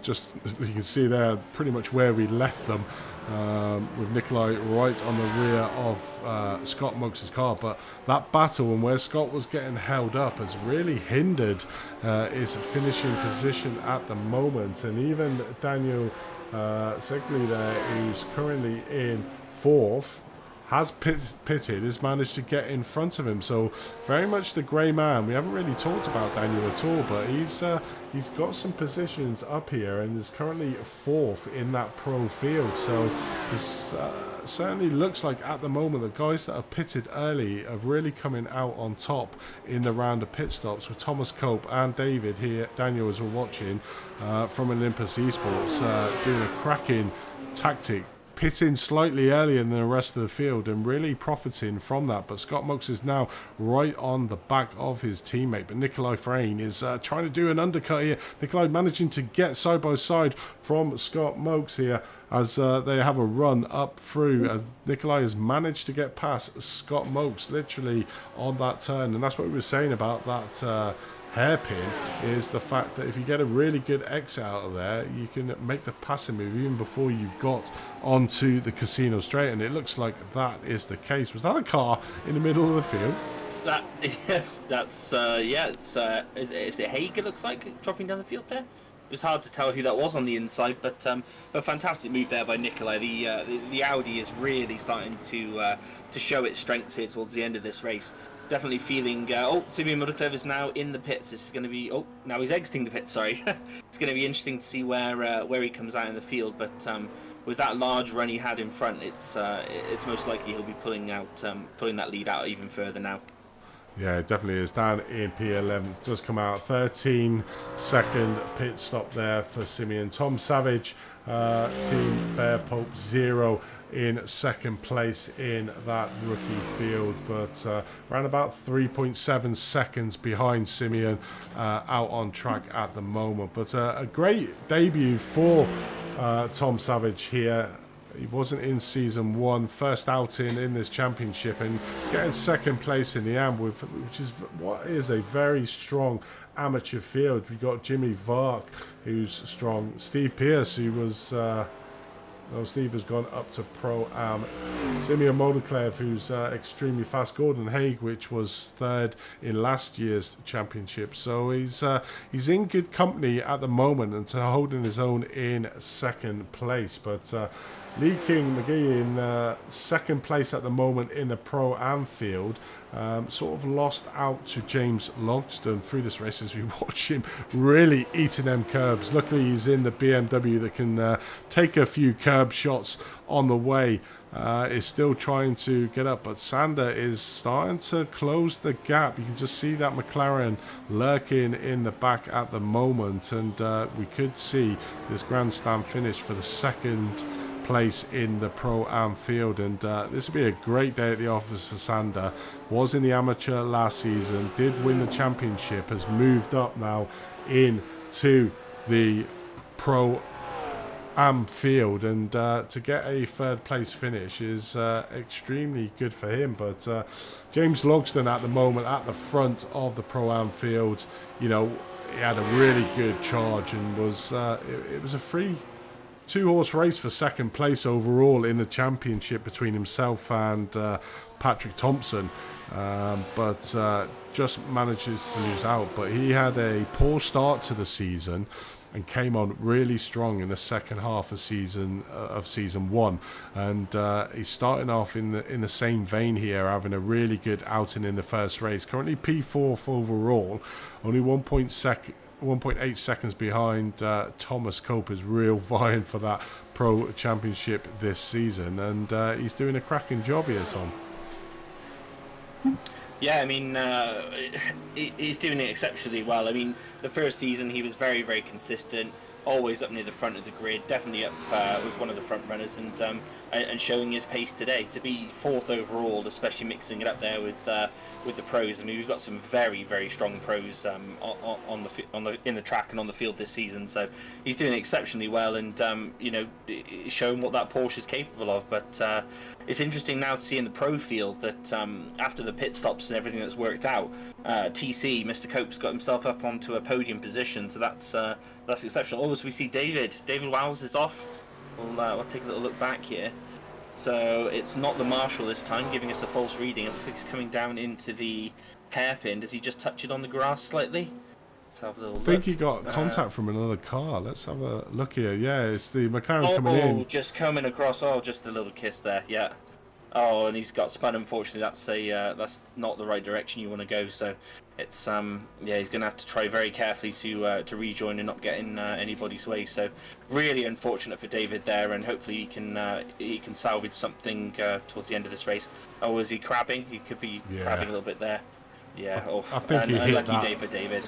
I think he hit that the rear suspension pretty hard, and crabbing. He can come in to get obviously the fast repair, but I think this is probably a round to forget for David here in round number 1. I think this will be his second stint. He does have fast repairs to do, so will still score, but it's probably not the day he was hoping when he started this race. But like we said, each of these drivers do get 2 drop scores in their 12-round seasons, so you know it's not all lost if you do have the bad results. It's whether you it continues on is where the issues will then start to lie. But moving back up here in to look at Daniel Segli again, Mr. Grey Man, I think, of this first race, just kept his nose nice and clean at the moment in P4 in the Pro, up 5 places from where he started at the moment. Does have Nikolai Thrain behind him. You can see him there just darting all over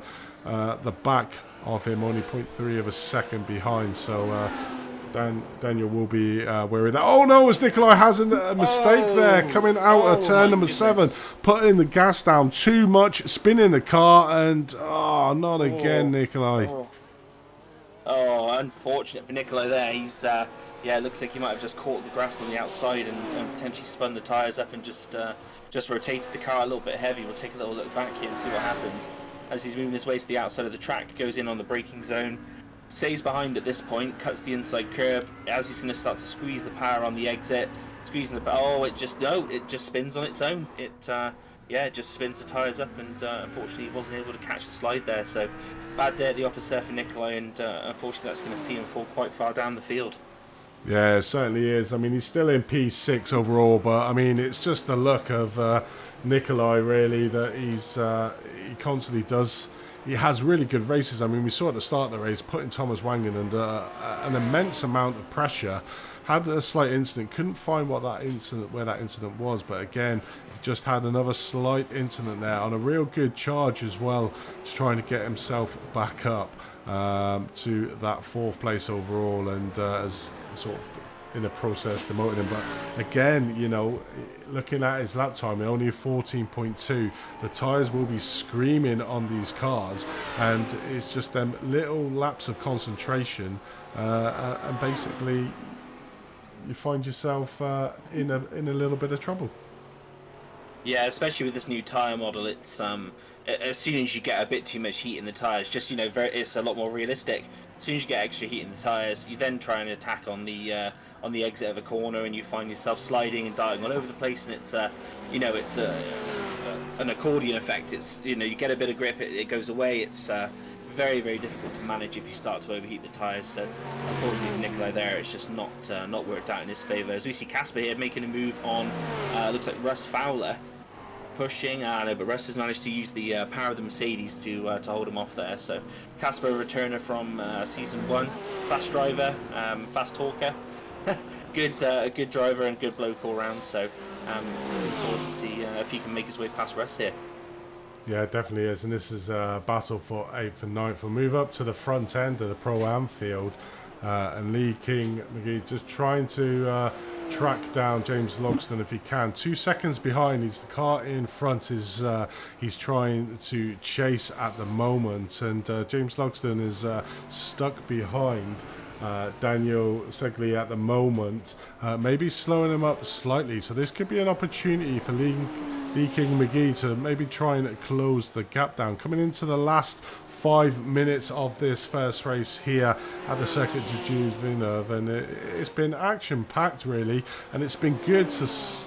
It always gives a good statement of intent from all the drivers to see who are the fast ones, who the one. And I'm pretty sure that we're going to get people saying, well, why is James Logsdon and King McGee just up there at the front? Surely they should be in the pros. Well, not necessarily, because this could be tracks that they're really good at, and the rest of the season, as we saw the track layout, there may be others that they struggle on. So, you know, you're always going to get the drivers that have their preferential tracks in a season that do really well and hit probably well above their weight at the moment. But you can sort of see here Lee King McGee in his very first. Oh, and he gets nearly the same there as we saw earlier. The car on the outside, I think that is a Team Bear Pope Porsche there. I'm not sure who that was. I think that might have been Sam Curran there at the background, nearly causing an accident, but Lee's quick reactions there to keep to that inside is pretty good, as we can see now Scott Mokes right up behind the Pro-Am driver, 0.5 of a second. Nikolai Frame dropped back a little bit, has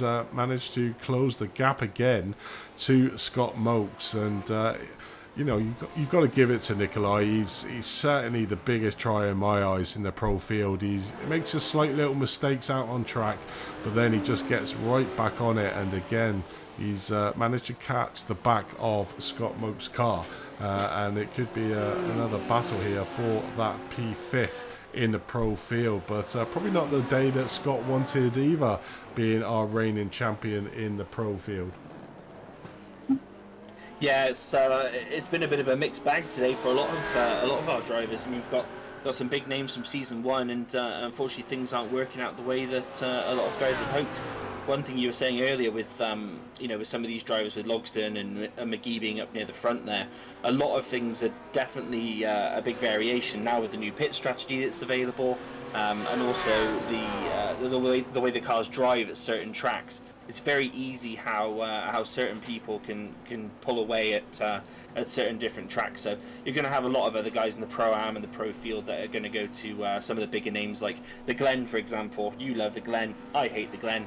It's you know, no, I know that's like sacrilege to say to a lot of people, but you're always going to be faster there than I am, and it's just the way it is. So it's going to be interesting as we go through the season and see where people make up their different pace. But with those 2 drop rounds, as mentioned earlier, it's anyone's game. You know, this is basically where the drivers are just feeling each other out, seeing who's fast, seeing who's not, and it'll give you a bit of a kick in the pants to realise you might need to do a bit more practice, or if you can ease off. It's yeah, looking forward to the rest of the rounds, definitely. Yeah, it certainly is. And to answer the question, is Thomas Wangen basically easing off? Well, the answer to that is no. His last lap is the fastest lap of the race, a 1:34.22. I mean, that is just phenomenal. That is That is 0.6 of a second faster than the second fastest lap out on track. So he's certainly just getting faster. So not succumbing to the tyre wear, that's for sure. No, incredible pace there by Wangen. I mean, to put in a 1:34 at this stage of the race is just testament to his ability and really doing justice for the IGL Coatings guys there. He's a good driver to have racing for them, and putting a lot of heat towards the Olympus guys, and hopefully bringing some strong battling towards this championship as we go forward. Certainly is, and obviously there is a team championship going on this season as well, and it's the top 2 drivers in their class score the points. So at the moment, IGL Coatings, Iracing by Sanders, first and second in the Pro. I'm just trying to look where their other teammate is in P6 at the moment in Pro. So these 2 drivers, Thomas Wangen and Niels Erik Isaacson, will certainly score the top points for their team. But you could have the thing where you have one of the class leaders, depending on how the teams have been split out and what class the driver's in. You could get 2 first places, and we did see it quite a few times last season, but it's all about where the drivers finish in their class, so it makes it even across the championship for the team. So it's not always the pros that are scoring the biggest points. You could even get a rookie scoring the top points by coming first in class. So for an example, Ian Henby there, currently first in the team Bear Pope 0 team, so he will be scoring the maximum of 15 points for his team for winning at the moment this race. But let's have a look where we're at, and I wonder if we're going to get one more lap, or unless this is the checkered flag. Yes, it is, and Thomas Wangen comes home here to take the first win in Season 2 of the Performance Link GT3 Cup. An outstanding drive, 12.6 seconds ahead of his teammate there in second place, as we see Niels Isaacson just coming over the line in second place. Thomas Cope picking up some very valuable points here, doing a cracking job. Pitting slightly earlier, was down the order at the beginning of the race, but has come home to make a podium finish here in the Pro Championship. Is Thomas Cope taking that third, so an excellent pit stop strategy with David Sigley there, finish in fourth place. Well, James Logton takes your Pro win there in 5th overall, so a great day at the office for James, and an exceptional ride for Lee King McGee there, getting second in the Pro-Am, and obviously a big shout out there for Sander Island as well, third in his first outing in the Pro-Am, has sort of done an exceptional job as well. Simeon Moldeklev managing to get that top spot in the Am field, and Tom Savage taking home a very respectable second in that Am field. In the rookie field, we've got Ian Henbury that takes home his first win in the rookies, with Sam Curran getting second place for Team Bear Pope, with Jonathan Weiner, our Season 1 champion in the rookie, finishing in P5 overall. So interesting race, Tom, and Thomas Wangen, wasn't expecting that, being that he is sort of a Porsche specialist, to be able to put that out is quite amazing. Yeah, I mean he's brought a lot of fight there to, considering he's not a Porsche driver, he really has come on strong and shown what sort of pace he has and what he's made of in this race. So congratulations to him on his win, and I want to give a good mention as well to Ian Henneberry. I mean, he's fantastic, a newcomer to the season, and he's put it on first place and on the podium, and he's given the rookies something to chase after. So congrats to him, and also to Simeon for managing to handle that McLaren and bring it home in front of Tom Savage. Definitely is, but let's take you through the race results here for Season 2, race number 1. at Circuit de Gilles Villeneuve, and a first win for Thomas Wangen, 12.8 seconds ahead of his teammate Niels-Erik Isaacson in second place. Thomas Cope coming out in third to round out your 3 podium positions in the pro field. Daniel Segli there in fourth place. Very quiet day at the office for him, but some great points to be picked up. James Logston, the top of your pro Anfield in P5. Lee King McGee there in P6, getting second place in the Pro Anfield, so a great day at the office for him, with Sander Island in P7th there, taking the final podium positions in the Pro Anfield. Scott Mokes finished in 7th place, so a hard day at the office for the defending champion in the Pro field. Michael Goff in P9th, Simeon Modeklev, top of your AM in P10, Tom Savage in P11, John O'Cook in P12, Alexander Scret in 13th, Lasse Sorensen in 14th, David Gill in 15th, Nikolai Frayne. Bad day at the office for Nikolai, but certainly showed us his pace here in race number 1, and that Audi certainly does look racy. Then we got Kim Andre Bortland in P17th with Russ Fowler in P18th. Let's just move further down the field. Oh, I literally just took it off. What is going on here? Let me just get that back up. That's okay. It's probably what is it? The big fingers pushing the buttons. Didn't come there, so let's run it down there. P19th was Michael Hooper. Casper Tungsten was P20th. Jimmy Vark in 21st with Paul Ward in 22nd. 23rd was Gordon Haig. 24th was Steve Pierce. 25th, Stefan Anderson. 26th, Jamion Asavon. In P27th, Sammy Hendricks. P28th, and top of your rookies was Ian Henneberry. In P29th was Arias Humantus. In P30th was Michael Cody with Sam Curran in second place in the rookies in P31.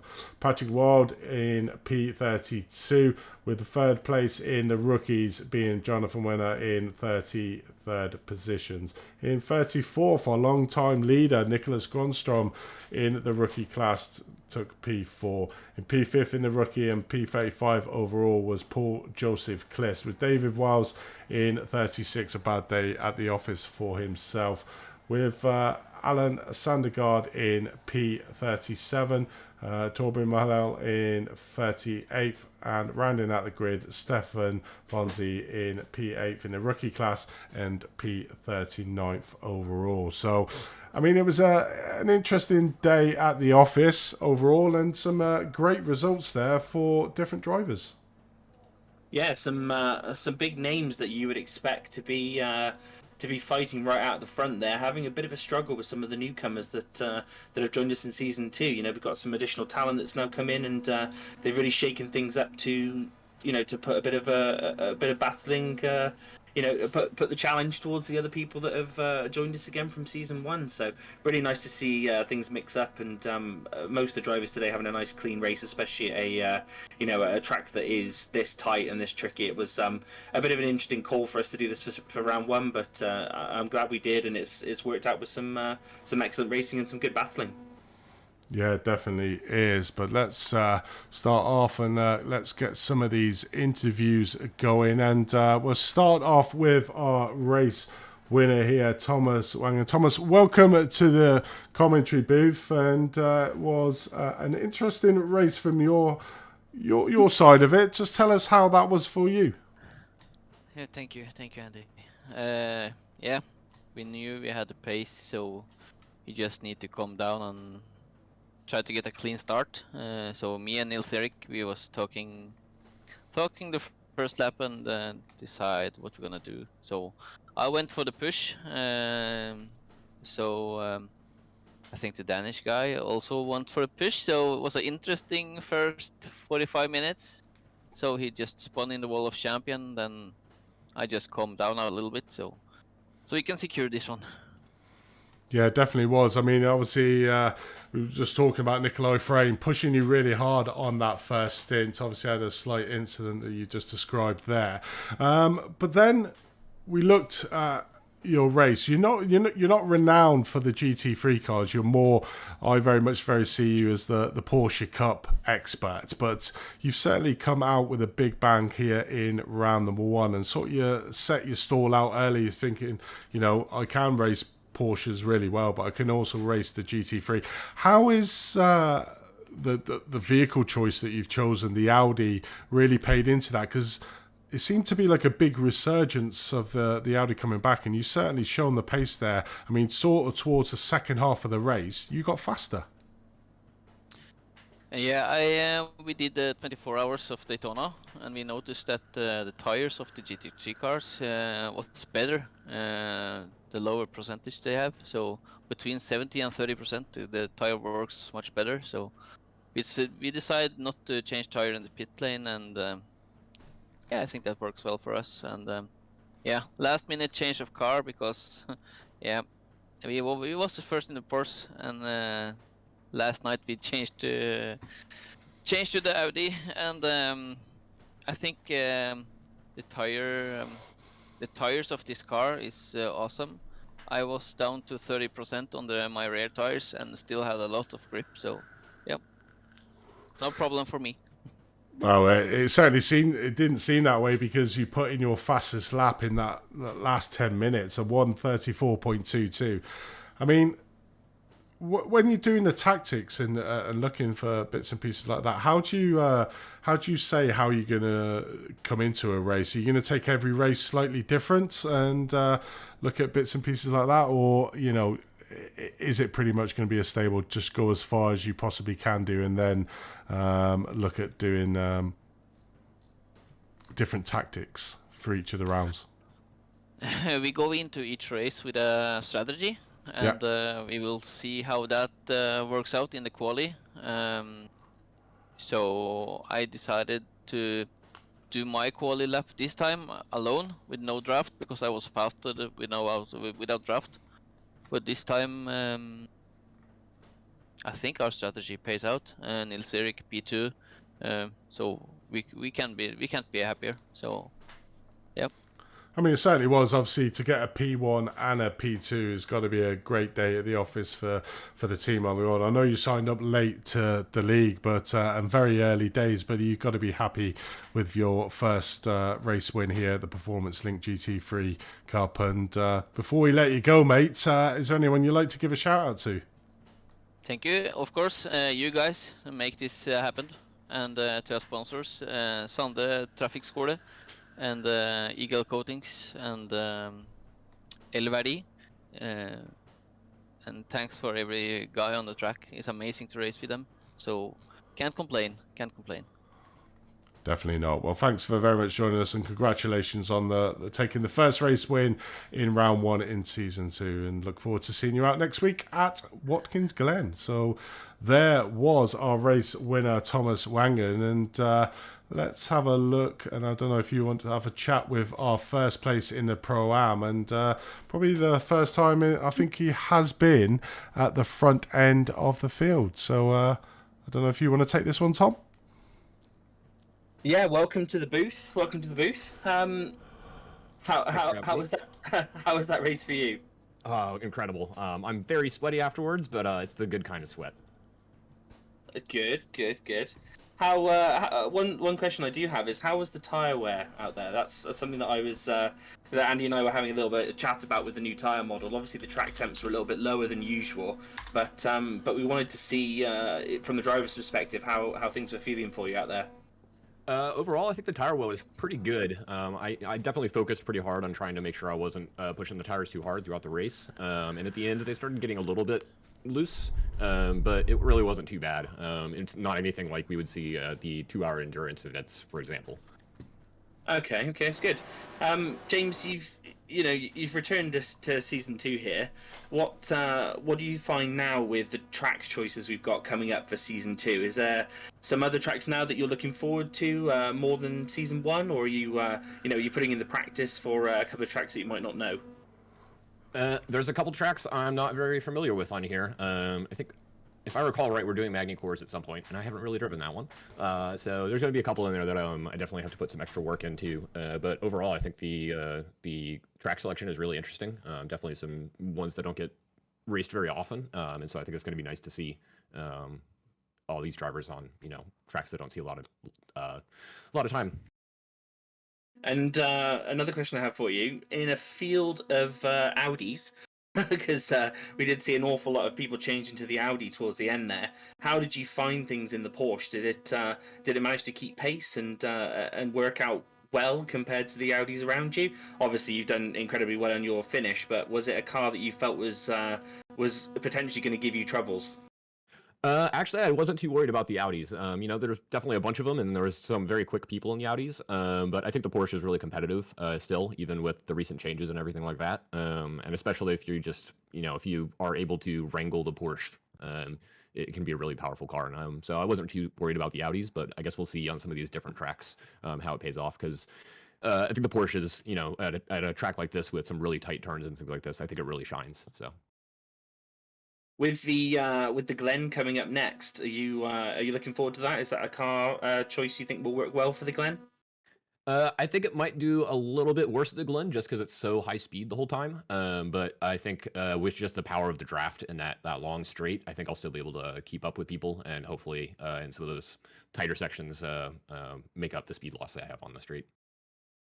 So my final question: now we have open setup and open fuel choice.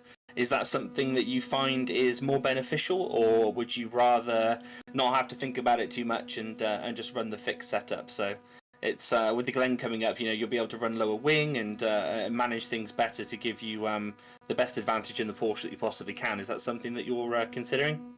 Yeah, definitely. I think the open setup is really interesting. Everybody kind of comes up with their own strategy and might see different approaches, especially on, we were talking about maybe doing a shorter fuel at the beginning and just balancing that out with if we had to do tire changes, for example. Fortunately, nobody had to change tires, so we just ended up full fueling and things like that. But I think it's going to be interesting just going forward, seeing how the different classes handle the open setup. I think it'll be more prevalent like in, the Pro and Pro-Am, maybe the top of Pro-Am, and then like lower in the class ranks, we might see a little bit less exploration in the open setups. But I think it's going to be really interesting for the season. Great answer to a great question. Well, James, absolutely big congratulations today on your finish. Is there anybody else you would like to say a thank you to before we let you go? Yeah, I'm just gonna give a shout out to my dad for continuing to support me and watch everything going on here, and then just you guys as well for putting the series together and keeping it going. Appreciate that. You're very welcome, and massive congratulations to yourself for the win. Yeah, there was James Logden, our winner in the Pro-Am field. So let's move swiftly on to our first place in the Am. Welcome to the booth, Simeon. A great day at the office, winning in my favourite car, the Macca. How was that for you, mate?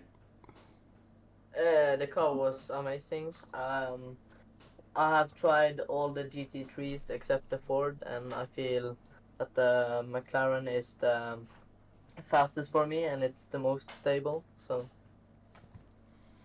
I mean, obviously, the Macca, I mean, I know the Macca, I drive it quite a lot. It's probably my go-to GT3 car. What made you choose the Macca over what seems to be sort of like an anomaly car that nobody really ever chooses in a championship? When you look at the likes of the Audi and that seem to be super strong, and then you've got the ever-consistent Porsche. Just tell us a little bit about how you came to choose the Macca. yeah, like I said, we tested all the cars, and we drove the 12 hours of Bathurst, and it was quite stable around there. So that was the first time I tested it. So when it was good there and stable, we wanted to try it for the P-Link, and it's quite fun to have a car that not everyone else uses. So Definitely is, mate. But obviously, season 1 was a bit hit and miss for you. You ran hot and cold, and when you ran hot, you were certainly hot, and when you ran cold, you were certainly cold in season 1. Obviously, season 2 started the perfect way for yourself for first place in the Anfield. Have you got great expectations from yourself this season, and very much do you think that it's going to be yourself that's going to hinder it for yourself, or do you feel that the Anfield is strong enough that it's going to be some really good battles out on track? Yeah, I have quite high expectations for this one because I had such great pace last season. But there are at least 2 drivers that are quite quick around there. Thomas is one of them, and I think the other guy is called Paul Ward. Both of them had pretty great pace. I think Paul had a unfortunate start today, but Thomas stayed with me for the whole race, so yeah. I mean, it's a great start. You can't ask for a better start to the season than a podium finish in the first race. We got Watkins Glen next week. How are you looking forward to that? And I do know of personal experience that the Macca is very good around Watkins. Yeah, I haven't tried the Macca around there yet, but it was a fun track to race last season, and I had pretty great pace around there with the Porsche, so I think it will be a good track for me. Yeah, definitely. Well, congratulations on your very first win in season 2, Simeon, and look forward to seeing you out in Watkins. But before we let you go, is there anyone you'd like to give a shout out to? Yeah, of course, you guys for setting up this amazing league for a second season, and also the team for putting up sessions and helping to improve. Well, congratulations, mate, on your first win, and good luck out next week. So let's get our hopeful championship contender in, and one of your very good mates, Tom, and I'll let you conduct this one. Mr. Cope, how are we? It's okay. Obviously not the greatest first round of the season. Those Audis are really too quick. There's nothing I can really do for them in terms of the race. All I can do is really hope that they have a few mistakes like I had last season, and try and keep it safe and consistent, and keep on the podium throughout the rest of the season, really. Yeah, I mean, you managed to get a podium position today, so that obviously works out well in your favour, considering the strength of the Audis here. We've got the Glen coming up next week, a track that you are fast at, and a track that the Porsche is generally not too bad at. Do you think it's going to be competitive against the Audis at the Glen? I'm hoping so. I've got to work on the setup and go from there, but really the Audi's going to be a bit unstable, so they're going to have to compromise a bit of the stability to get a bit of pace. And yes, hopefully they're going to be the slower, and we can actually keep up with them and have a good fight. But at the moment, the Audi's just too OP from Iracing's BOP side. Like, it has more power and it's more fuel efficient than any other car on the grid. That's why they could go so much longer on fuel. And the pit time in the end, they had half the time in the pits than us, because they didn't have to fuel up as much, because the fuel management from them was just so much easier in the racing side. Yeah, we did notice that you pitted early, and you did take tyres as well. Were you hoping that the taking the tyres and going for the maximum attack, were you hoping that would pay dividend to a decent finish? Yeah, I was kind of hoping I could maybe make up a bit of time on Wangen and Thomas Wangen at the front of the field. But yeah, I kind of lost track of the fuel mileage and stuff like that. So unfortunately, they were able to jump me even more in the pace than I expected. So hence the big massive time loss. And then unfortunately, I had a few issues towards the back end of the race, just where I wouldn't say coming through the field. Generally, a lot of the guys were quite reluctant, or not reluctant, but willing to let the cars go, knowing that they weren't in the same class. And I just got caught with a car that was sideways on the track, and I lost quite a bit of time with damage, unfortunately, in the back end of the race. I was sorry that happened to you, mate. But a couple of drop rounds available. If this one doesn't really work out in your favour, there's always that option. going forward, then, are you wondering if you may swap to the Audi? Do you have a unicorn livery for the Audi? It's crossed my mind. I mean, we're in week 13 for iRacing, so there's gonna be a new BOP coming out. Hopefully next week during the week, and we'll see from there. But I personally, I'm going to stick with the Porsche. I've always driven the Porsche. It goes to my strong points. I mean, even with the Audis being so much quicker on track, I could still, in the first stint, I could still somewhat keep up with them. I've still got the pace with those cars, so yeah, I'm just going to stick with where I'm best and where my talent lies in the cars. Yeah, understood, mate. Understood. Well, fantastic to have you join us in the box. We've got quite a few other guys that might want to jump in for a chat, so we'll have to love you and leave you. Is there anybody that you would like to give a shout out to? Yeah, obviously the whole Olympus Esports squad as usual. They do an amazing job and trying to stack out the series a bit here and do well. Obviously we had Dan up in the points, so that was good. The whole sponsor grid, so IMB, Grip Engineering, HSR, Charles from behind the scenes is always there for us. Everyone who raced today that we did with practice, especially Scott and Paul working on the setup and everything for the Porsche and going from there, and just you guys for the broadcast and the league and everything as well. And that I didn't kill you yesterday at Donington. Yeah, it was a fun day out. It was a good day. It was good to do some real life driving on Donington on the track with you. But have yourself a good night, mate, and we look forward to seeing you at the Glen. Thank you very much, guys. So it's Thomas Cope there, finished third overall in the Pro. Let's have a get one of our new drivers in, who was second place in the Pro-Am in his very first outing. And welcome to the box, Lee King McGee. I mean, a great drive from yourself, mate. How was that from your end? It was absolutely amazing. Thanks for having me. I've come over from ACC, so this is my first season, well, my first ever, competitive league as well. So,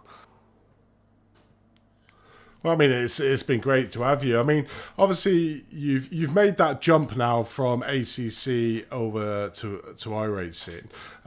Your very first league. I mean, you couldn't have expected anything better, could you? Second in the Pro-Am field. I mean, you were super strong today out there. You were super consistent. How was the car handling from you? Because I think we did see a few times you sort of abusing that BMW, but it seems to eat up the big bumps and probably helped you out a few bit of time. But just take us through how you approach this race and how you're enjoying your very first league here on iRacing.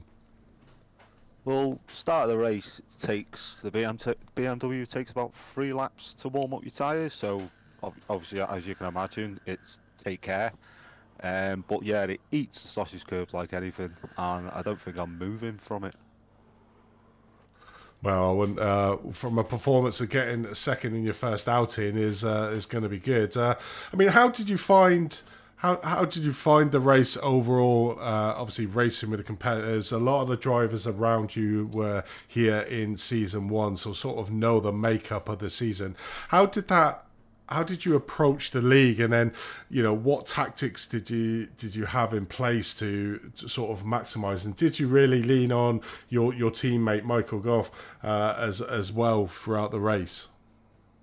Well, saying that, leaning on my teammate, I think he nearly went straight up the back end of me, didn't he? But our strategy was to keep him in the slipstream, keep pulling him along, but obviously we nearly had that incident which knocked him backwards, and then it's just keeping hold of the tyres. My tyres towards the end, I don't know whether you've seen that move near the end on James, try keeping it on the outside at T1, and I just couldn't keep the grip. So, I mean, obviously, is that a really big factor? I mean, I don't know. I've never done ACC really competitive. The tyre wear, obviously, this is a new thing in iRacing. It only came out about a season ago, where they really changed the tyre model to get the wear more consistent to real life. Has that been something hard to adjust to you from ACC, or are you used to that from the other sim? I'm used to that, to be fair, with ACC, because that's pretty good on the tyre wear. Obviously, you lose grip and you feel it through your wheel and stuff, and it's virtually the same. Well, I mean, you've got second in your very first outing. We've got Watkins Glen next week. How are you faring for that track? The BMW should be quite good around there, shouldn't it? I've heard it's pretty strong. So I haven't driven it on iRacing yet, but I've driven it in ACC, so I know the track. But it's just practice, practice, practice. Definitely is. Well, you can certainly see that you have put the practice in for tonight's round. Second place in the Pro-Am overall. And congratulations, Lee. Before we let you go, mate, is there anyone you'll like to give a shout out to? Yeah, just a big shout out to my dad for running the AGM Racing UK, and a big shout out to Michael's first season as well. He done really well. Yeah, definitely. Congratulations, mate, and good luck out in the next round in Watkins Glen. Cheers, Paul. See you next week. See you next week. There was Lee King McGee. Obviously, second place in the Pro-Am. Let's get Sander in for you, Tom. He was third place overall in the Pro-Am field. And for his very first outing in that Pro-Am field, it's going to be interesting to see what he's got to say. Hello, Sander. Welcome to the booth. Let us know how that race went for you, mate. Yeah, thank you for coming, or thank you for letting me come in.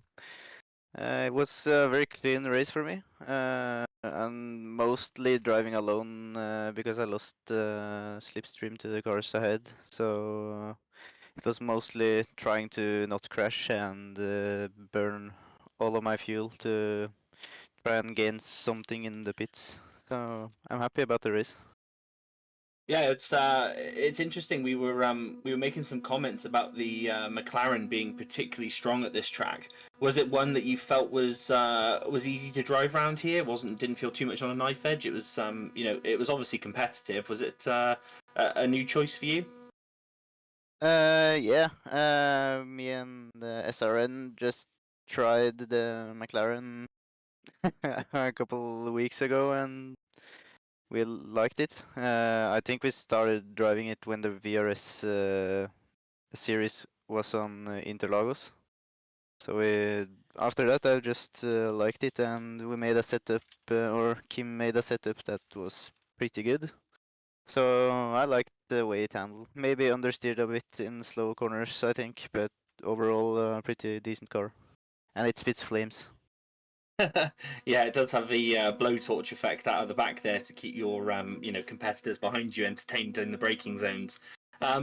I know personally from my own experience, the McLaren at Watkins Glen, which is the track we have coming up next week, it can be a bit of a handful in the longer sweeping corners with that rear end stability. Is that something that you're going to do some testing and try and work that into your setup for next week? Yeah, we will probably make a setup that's pretty lazy if that's needed. And I just bought the R8 to try that one too, because we have a free car change, if I'm not wrong. Yeah, you certainly do. Yeah, I haven't owned that car, so it was never a choice. But I now see a lot of guys driving the R8, and the Norwegian guy says it's pretty good. So I will give it a try. Maybe I'll just stick with the Dragon car.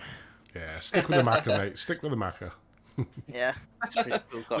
We love the McLaren here at Performance Link. It's it's the unsung hero of the GT3 class. So, but before we let you go, mate, is there anyone that you would like to say a shout out to? Yeah, I would like to give a shout out to my girlfriend, who I know is watching. Okay, that's awesome. Well, congratulations on your finish today, and we look forward to seeing you soon.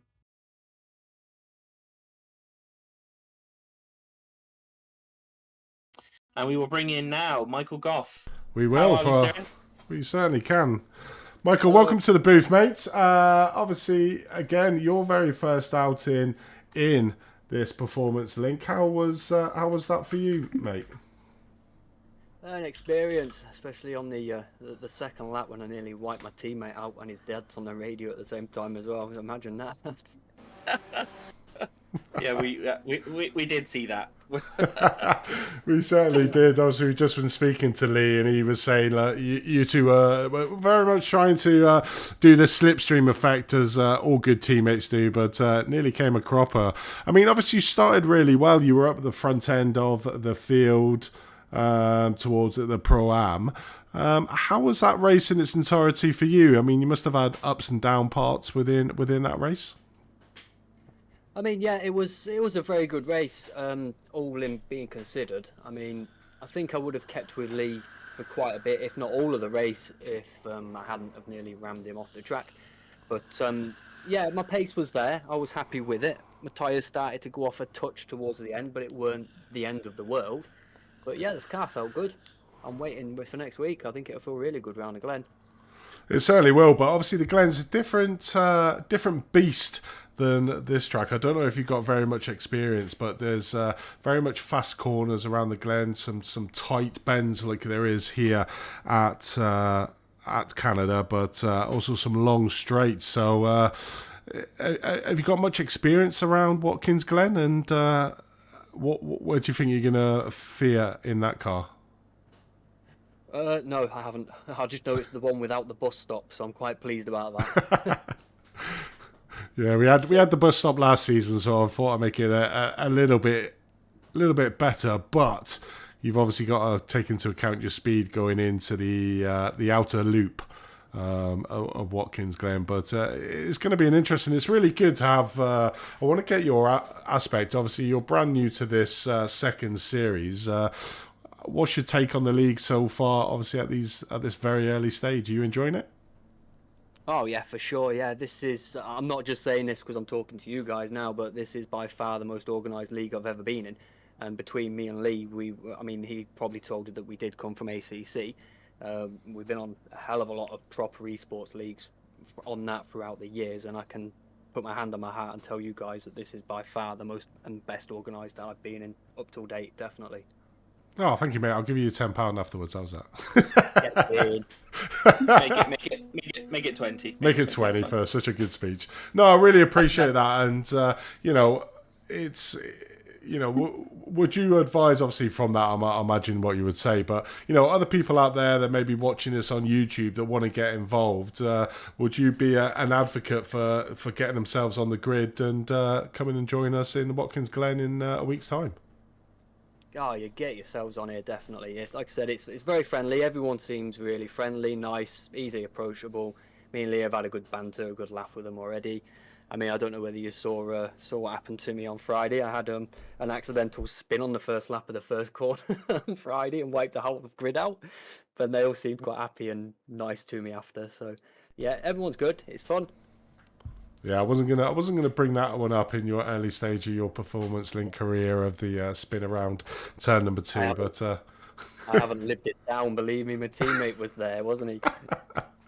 That's what it's got to be all about as well. But no, congratulations on 4th overall in a very competitive Pro-Am field this season. Obviously, we got Watkins Glen out next week. But before we let you go, mate, is there anybody you'd like to give a shout out to? Yeah, sure. Obviously, Performance Link for setting up such a great league. You guys are putting on such a good presentation. It's fantastic. I haven't watched the stream back yet. I'll watch it back later on. Lee, obviously my partner in crime. I couldn't have got as fast as I got without him. He's been a big help with my setup, big help with where my lines need to be. So he's really helped me. Andy, his dad, the team obviously wouldn't exist without Andy. He's fantastic as well. Good spotter.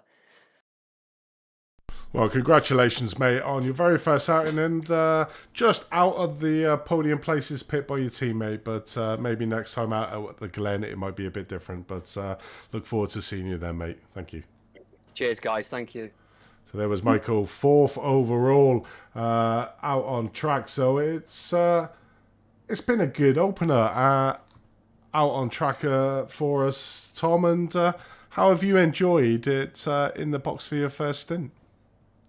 Yeah, commentating is interesting. I think I like driving quite a lot because commentating is a lot harder than it seems. But yeah, no, with all the action, with all the good drivers on today, and the ability on show, it was it was fun. It was easy and nice and flow, and I'm really looking forward to the Glen. It's a track that I hate, so it's going to be interesting. It's going to be interesting to see how the drivers get on there, especially the McLarens.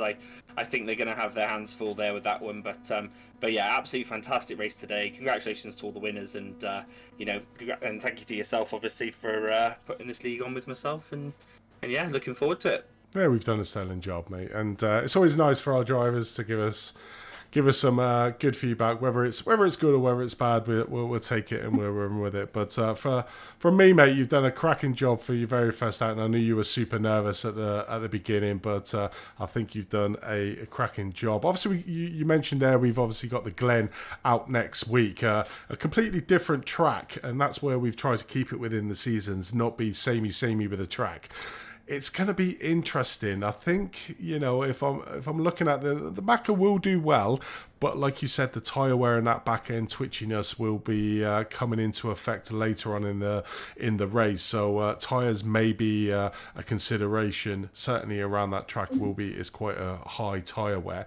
I mean, obviously the time of day that we've given them, we haven't put it in the heat of the day because the Glen can get quite hot as well, and they haven't got the bus stop. But by taking that bus stop out, they've got that other problem of the outer loop going into it really quick, and it's so easy to get offline in that corner, isn't it? Yeah, one thing is that's not going to be a format that a lot of people are used to. You know, most people drive it with the boot in other leagues and other races and that sort of thing. A lot of official series have the boot included, so to not have that there with all the slipstream and battling that's going to be happening coming into another high-speed corner, which is, you know, downhill and off camber in spots, it's going to be really interesting to see who can survive at the Glen, to be honest. It definitely is. But a big thank you to all you people who stuck around and watched us on YouTube. Please think about giving us a thumbs up. And if you haven't subscribed, get that subscription, click that bell, because you can get every time we go live. We do something different as well than most other leagues. Not only just do we have 4 classes, but we also do a pit stop midweek, which looks at all the penalties from this round, and we literally show them live and deciding what the issues are. We do normally try to get a driver in as well, just to try and get a little bit more information about the person behind the sim as well, which has been really informative in season 1, and we'll be certainly keeping that on. So look out for that, and if you have subscribed and clicked that bell, you'll get notifications of when we go live. Big thank you again to all our sponsors: Performance Link, Green Future Technology, Simography, STK Gaming, Extreme Scoring, and Demon Tweaks. You know, big thank you for them. Without them continued support, we wouldn't be able to put these leagues on that the drivers enjoy so much. But from here at the Circuit de Gilles Villeneuve, that brings us round 1 to a close for the opening of season 2. I mean, we've got another 11 rounds ahead of us to go at different formats with a fun race and a big endurance race mid-season. So please don't miss out on that. Like I said, thumbs up, give us a subscribe, and click that bell to see us all the action. But from here tonight at the Circuit de Gilles Villeneuve, I'm going to bid you good night and farewell. See you again, same time next week.